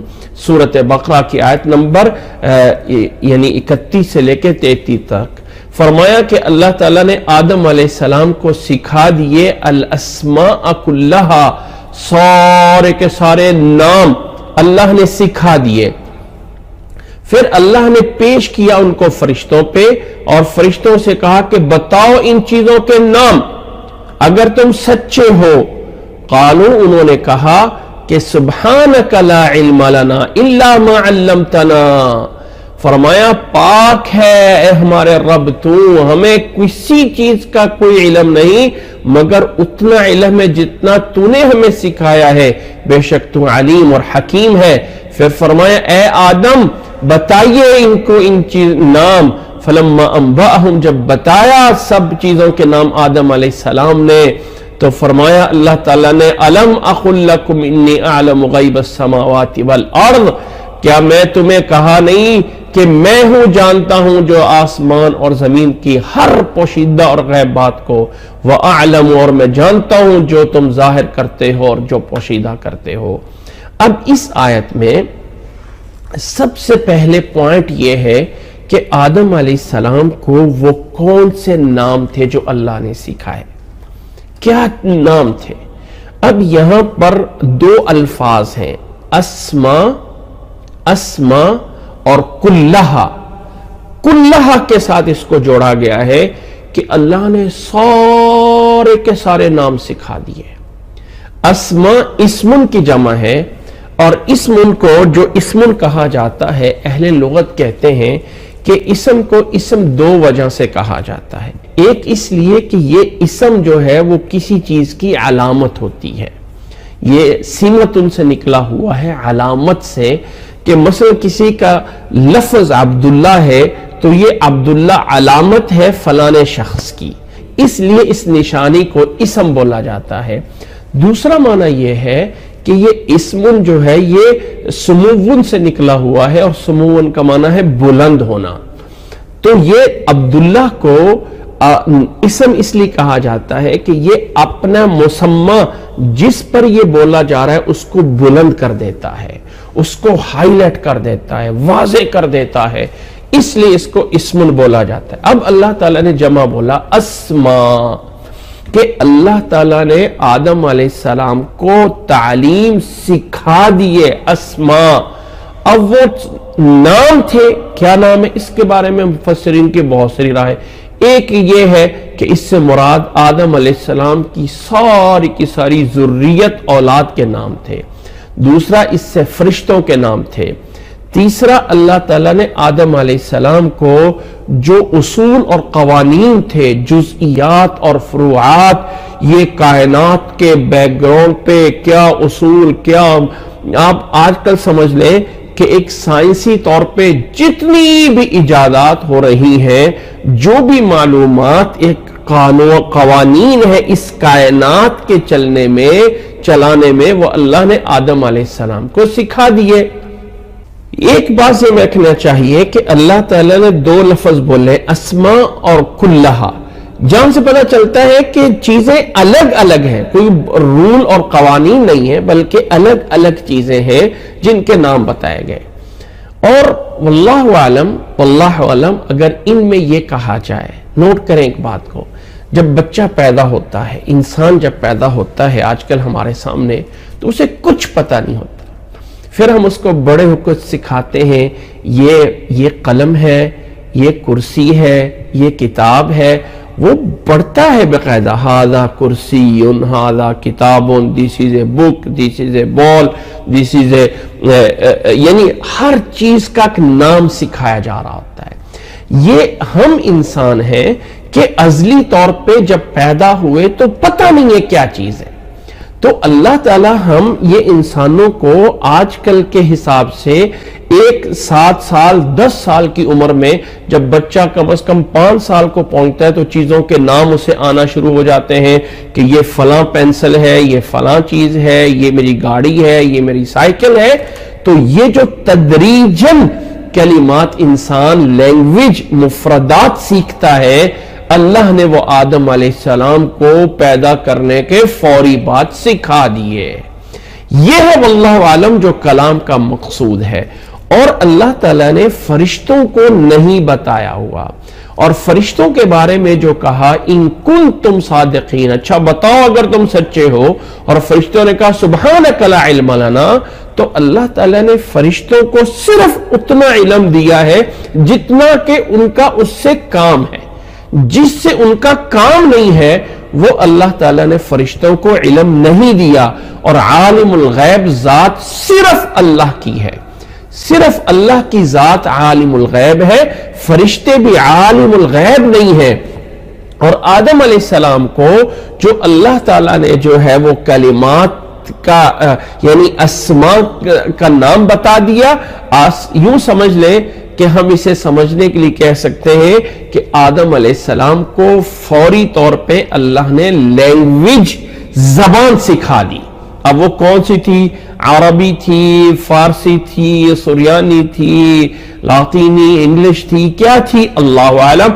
گویا کہ ہر زبان میں جو بھی ذریت نے بولنا تھا اللہ تعالیٰ نے آدم علیہ السلام کو سکھا دیا. کیونکہ کلہا اگر آ جاتا نا صرف اسماء تو ہم کہہ سکتے تھے. اب یہاں پہ کلہا کا معنی یہ ہے کہ پوری کی پوری زبان اللہ تعالیٰ نے آدم علیہ السلام کو پیدا کرنے کے بعد جو ہے وہ سکھا دی تھی. یہ ہے کلمات کا یعنی لیا جائے گا جو ایک راج بات رکھتی ہے، اس سے فرشتوں کے نام ہے یا فلانی چیز ہے فلانی چیز ہے، کوئی ایسی صحیح روایت نہیں ہے جس میں ہم چیزوں کو فکس کر سکتے ہوں کہ فلاں فلاں چیز کی فلاں فلاں چیز کا نام اللہ تعالیٰ نے آدم علیہ السلام کو بتایا تھا اور فلاں فلاں چیز کا نام جو ہے وہ نہیں بتایا تھا۔ لہذا اسماء کلھا آیا ہے اور اس میں تمام چیزیں، اب یہاں پہ کہا جائے کہ جو اس وقت کی موجود چیزیں تھیں ان کے نام بتائے گئے یا جو قیامت تک آنے والی چیزیں تھیں ان کے بھی نام بتا دیے، اللہ عالم۔ اللہ نے بیان نہیں کیا، اللہ نے تمام قیامت تک آنے والی چیزوں کے نام بتا دیے، یہ صرف اس وقت جو چیزیں موجود تھی ان کے نام بتا دیے، اللہ اعلم، بس نام بتائے۔ اور اللہ تعالیٰ نے انسان کو مقام دیا، مرتبہ دیا، شرف دیا فرشتوں کے مقابلے میں ایک علم کے اندر آ کے، گویا کہ انسان کی صفات میں سے جو پہلے عمل ہے انسان کا سلام کرنا اور انسان کا سیکھنا تعلیم کلمات، یہ تھے آدم علیہ السلام کے پہلے کلمات ہیں۔ اس کے بعد آگے جو ہے اللہ تعالیٰ نے وہ فرشتوں نے سجدہ کیا، فرشتوں نے سجدہ کیا، اللہ تعالیٰ نے فرشتوں کو کہا، فرشتوں نے نہیں بتایا، اللہ تعالیٰ نے فرمایا اب آدم علیہ السلام کو سجدہ ہوتا ہے۔ سورۃ بقرہ کی آیت نمبر 34 میں ہے وَإِذْ قُلْنَا لِلْمَلَائِكَةِ اسْجُدُوا لِآدَمَ فَسَجَدُوا إِلَّا إِبْلِيسَ أَبَى وَاسْتَكْبَرَ وَكَانَ مِنَ الْكَافِرِينَ، ہم نے فرشتوں سے کہا سجدہ کرو آدم علیہ السلام کو، بس سب نے سجدہ کیا سوائے ابلیس کے، اس نے تکبر کیا، انکار کیا، تکبر کیا اور وہ کافرین میں سے ہوا۔ سورۃ اعراف میں فرمایا وَلَقَدْ خَلَقْنَاكُمْ ثُمَّ صَوَّرْنَاكُمْ ثُمَّ قُلْنَا لِلْمَلَائِكَةِ اسْجُدُوا لِآدَمَ فَسَجَدُوا إِلَّا إِبْلِيسَ لَمْ يَكُن مِّنَ السَّاجِدِينَ۔ آگے سورۃ حجر کے آیت نمبر 30 میں فرمایا فَسَجَدَ الْمَلَائِكَةُ كُلُّهُمْ أَجْمَعُونَ، اور سورۃ صاد کی آیت نمبر 73 میں فرمایا فَسَجَدَ الْمَلَائِكَةُ كُلُّهُمْ أَجْمَعُونَ۔ یہاں پہ پوائنٹ ہے یہ ہے کہ آدم علیہ السلام کو جب کلمات اللہ تعالیٰ نے سکھا دیے تو پھر اللہ تعالیٰ نے فرمایا وَإِذْ قُلْنَا لِلْمَلَائِكَةِ، تو اللہ تعالیٰ کا حکم تھا فرشتوں کو کہ سجدہ کرو آدم علیہ السلام کو، سجدہ کرو، سجدہ کیا، سب نے سجدہ کیا۔ اب یہ جو سجدہ کیا ہے قرآن مجید کی یہ جو دو آیات میں نے پیش کی ہیں سورۃ حجر میں اور سورۃ صاد میں، یہاں پہ دو کلمات آ رہے ہیں کلہم اور اجمعون، کلہم اور اجمعون۔ کلہم کا کیا معنی ہے اور اجمعون کا کیا معنی ہے؟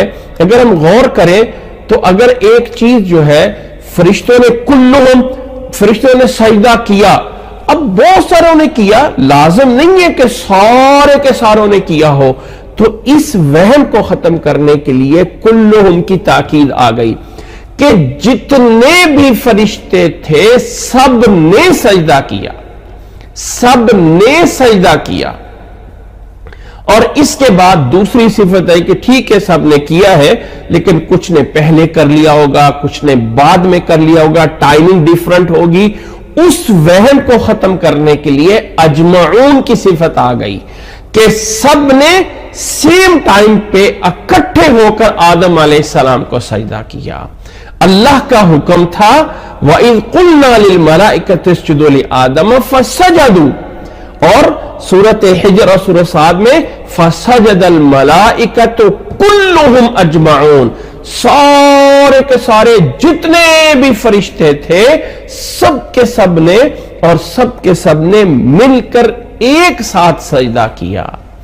اب یہاں پر ایک پوائنٹ ہے کہ آدم علیہ السلام کو یہ جو سجدہ کیا گیا تھا، کیا سجدہ اللہ کی ذات کے علاوہ بھی کسی اور کے لیے جائز ہے؟ کیا اللہ کی ذات کے علاوہ کسی اور کے لیے سجدہ ہو سکتا ہے؟ اور کیا فرشتوں نے جو آدم علیہ السلام کو سجدہ کیا تھا وہ سجدے کا حکم ہے؟ یاد رکھ لیں، یہاں پہ ایک بات سمجھ لیں کہ سجدہ اصل چیز ہے کہ حکم ماننا، آرڈر ماننا۔ ایک ہے قبلہ، جیسے قبلہ جس کو بولا جاتا ہے عربی زبان میں کہ وہ سمت اور جہت، جیسے مکہ مکرمہ میں جو وہ ایک کمرہ بنا ہوا ہے، جو روم بنا ہوا ہے بلیک کلر کا، جس کو ہم کعبہ بولتے ہیں، کعبہ کہتے ہیں، اصل میں یہ کعب سے نکلا ہوا ہے، معقب جو مربع ہوتا ہے نا 4 دیواری، عربی میں اس کو کعب بولتے ہیں۔ تو وہ چونکہ چورس ہے، گول نہیں ہے، چورس ہے، 4 کونے ہیں، اس لیے اس کو جو ہے وہ کعبہ بولا جاتا ہے۔ وہ کعبہ جو ہے اس کو ہمارے لیے قبلہ بنایا گیا۔ قبلہ قبل سے ہے، سامنے ہونے سے ہے کہ سمت کرنا۔ جب ہم سجدہ کرتے ہیں تو اللہ کو کر رہے ہیں، اس کعبہ کو نہیں کر رہے، لیکن اللہ تعالیٰ نے اپنی طرف سجدہ کرنے کے لیے ایک سمت بنائی، ایک سائیڈ بنائی، ایک جو ہے ڈائریکشن بنائی کہ مجھے سجدہ کرنا ہے تو ادھر کر دو۔ اب اللہ تعالیٰ نے اس کائنات میں ایسا نظام نہیں بنایا ہے کہ اللہ تعالیٰ اپنے اس جو اللہ تعالیٰ کی شان ہے وہ اللہ تعالیٰ جو ہے اپنے اس جلوہ افروز ہمارے سامنے نظر آئے اور ہم اس کو سجدہ کر، نہیں، بلکہ اللہ نے ہمارے لیے وہ کعبے کو ایک متعین کر دیا کہ اس کو سجدہ کرو، اور ہم سجدہ اللہ کو کر رہے ہوتے ہیں، اللہ کو کیونکہ حکم ہمیں اللہ کا ہے، آرڈر ہمیں اللہ کی طرف سے ہے۔ جب اللہ تعالیٰ نے فرشتوں کو حکم دیا کہ اسجدوا لآدم، آدم کو سجدہ کرو، تو یہ سجدہ آدم علیہ السلام کو نہیں تھا، بلکہ آدم علیہ السلام کو قبلہ بنایا گیا۔ آرڈر کس کا پورا ہو رہا ہے؟ اللہ کا۔ اگر اللہ ہمیں کہہ دیتا کہ تم شمال کی طرف دیکھیں، جب مسلمان رسول اللہ صلی اللہ علیہ وسلم جو ہے جب مکہ مکرمہ میں تھے شروع میں، تو نماز میں اپنا منہ بیت المقدس کی طرف کرتے تھے، فلسطین کی طرف کرتے تھے۔ جب مدینہ میں شروع میں گئے تب بھی ادھر ہی منہ کرتے تھے۔ پھر جب اللہ کا حکم آیا تو قبلہ چینج ہو گیا، فلسطین سے لے کے مکہ مکرمہ کی طرف کعبہ چینج ہو گیا۔ تو اللہ تعالیٰ جو ہے، اللہ تعالیٰ کسی چیز کی طرف بھی حکم دے دیتا۔ اگر اللہ تعالیٰ کوئی درخت کو قبلہ بنا دیتا، کسی پہاڑ کو بنا دیتا، تو سجدہ اللہ ہی کو ہونا تھا، اس پتھر کو نہیں ہونا ہے، اس پتھر کو نہیں سجدہ ہونا ہے۔ وہ جو مکعب 4 کونوں والا کمرہ بنا ہوا ہے اس کو نہیں سجدہ ہو رہا، سجدہ اللہ کو ہو رہا ہے کہ آرڈر اللہ کا ہے۔ سیم اسی طرح جو فرشتوں نے سجدہ کیا آدم علیہ السلام کو، تو حکم آدم علیہ السلام نے نہیں دیا، آدم علیہ السلام نے نہیں کہا میرے آگے سجدہ کرو، بلکہ اللہ تعالیٰ نے فرشتوں سے کہا کہ آدم کو سجدہ کرو، تو فرشتوں نے ایز اے قبلہ بنا کے سجدہ جو ہے وہ آدم علیہ السلام کو کیا تھا۔ نہ یہ ہے کہ آدم علیہ السلام کو رب اور معبود سمجھ کے کیا تھا، اور رب اور معبود سمجھ کے سجدہ صرف اور صرف اللہ کی ذات کے لیے جائز ہے۔ اللہ کی ذات کے علاوہ کسی اور کے لیے سجدہ کرنا جو ہے وہ جائز نہیں ہے۔ اللہ ہمیں ان باتوں کو سمجھنے کی اور اللہ تعالی ہمیں ان تمام باتوں پہ ایمان لانے کی توفیق عطا فرمائے۔ ربنا آمنا بما انزلت واتبعنا الرسول فاکتبنا مع الشاہدین۔ اے اللہ جو کچھ تو نے نازل کیا ہے ہم اس پہ ایمان لاتے ہیں، اے اللہ ہمارا شمار ان لوگوں میں کر لیجئے جو تیری گواہی دینے والے ہیں۔ جزاکم اللہ احسن الجزاء۔ اللہ تعالیٰ سب کو جزا خیر عطا فرمائے۔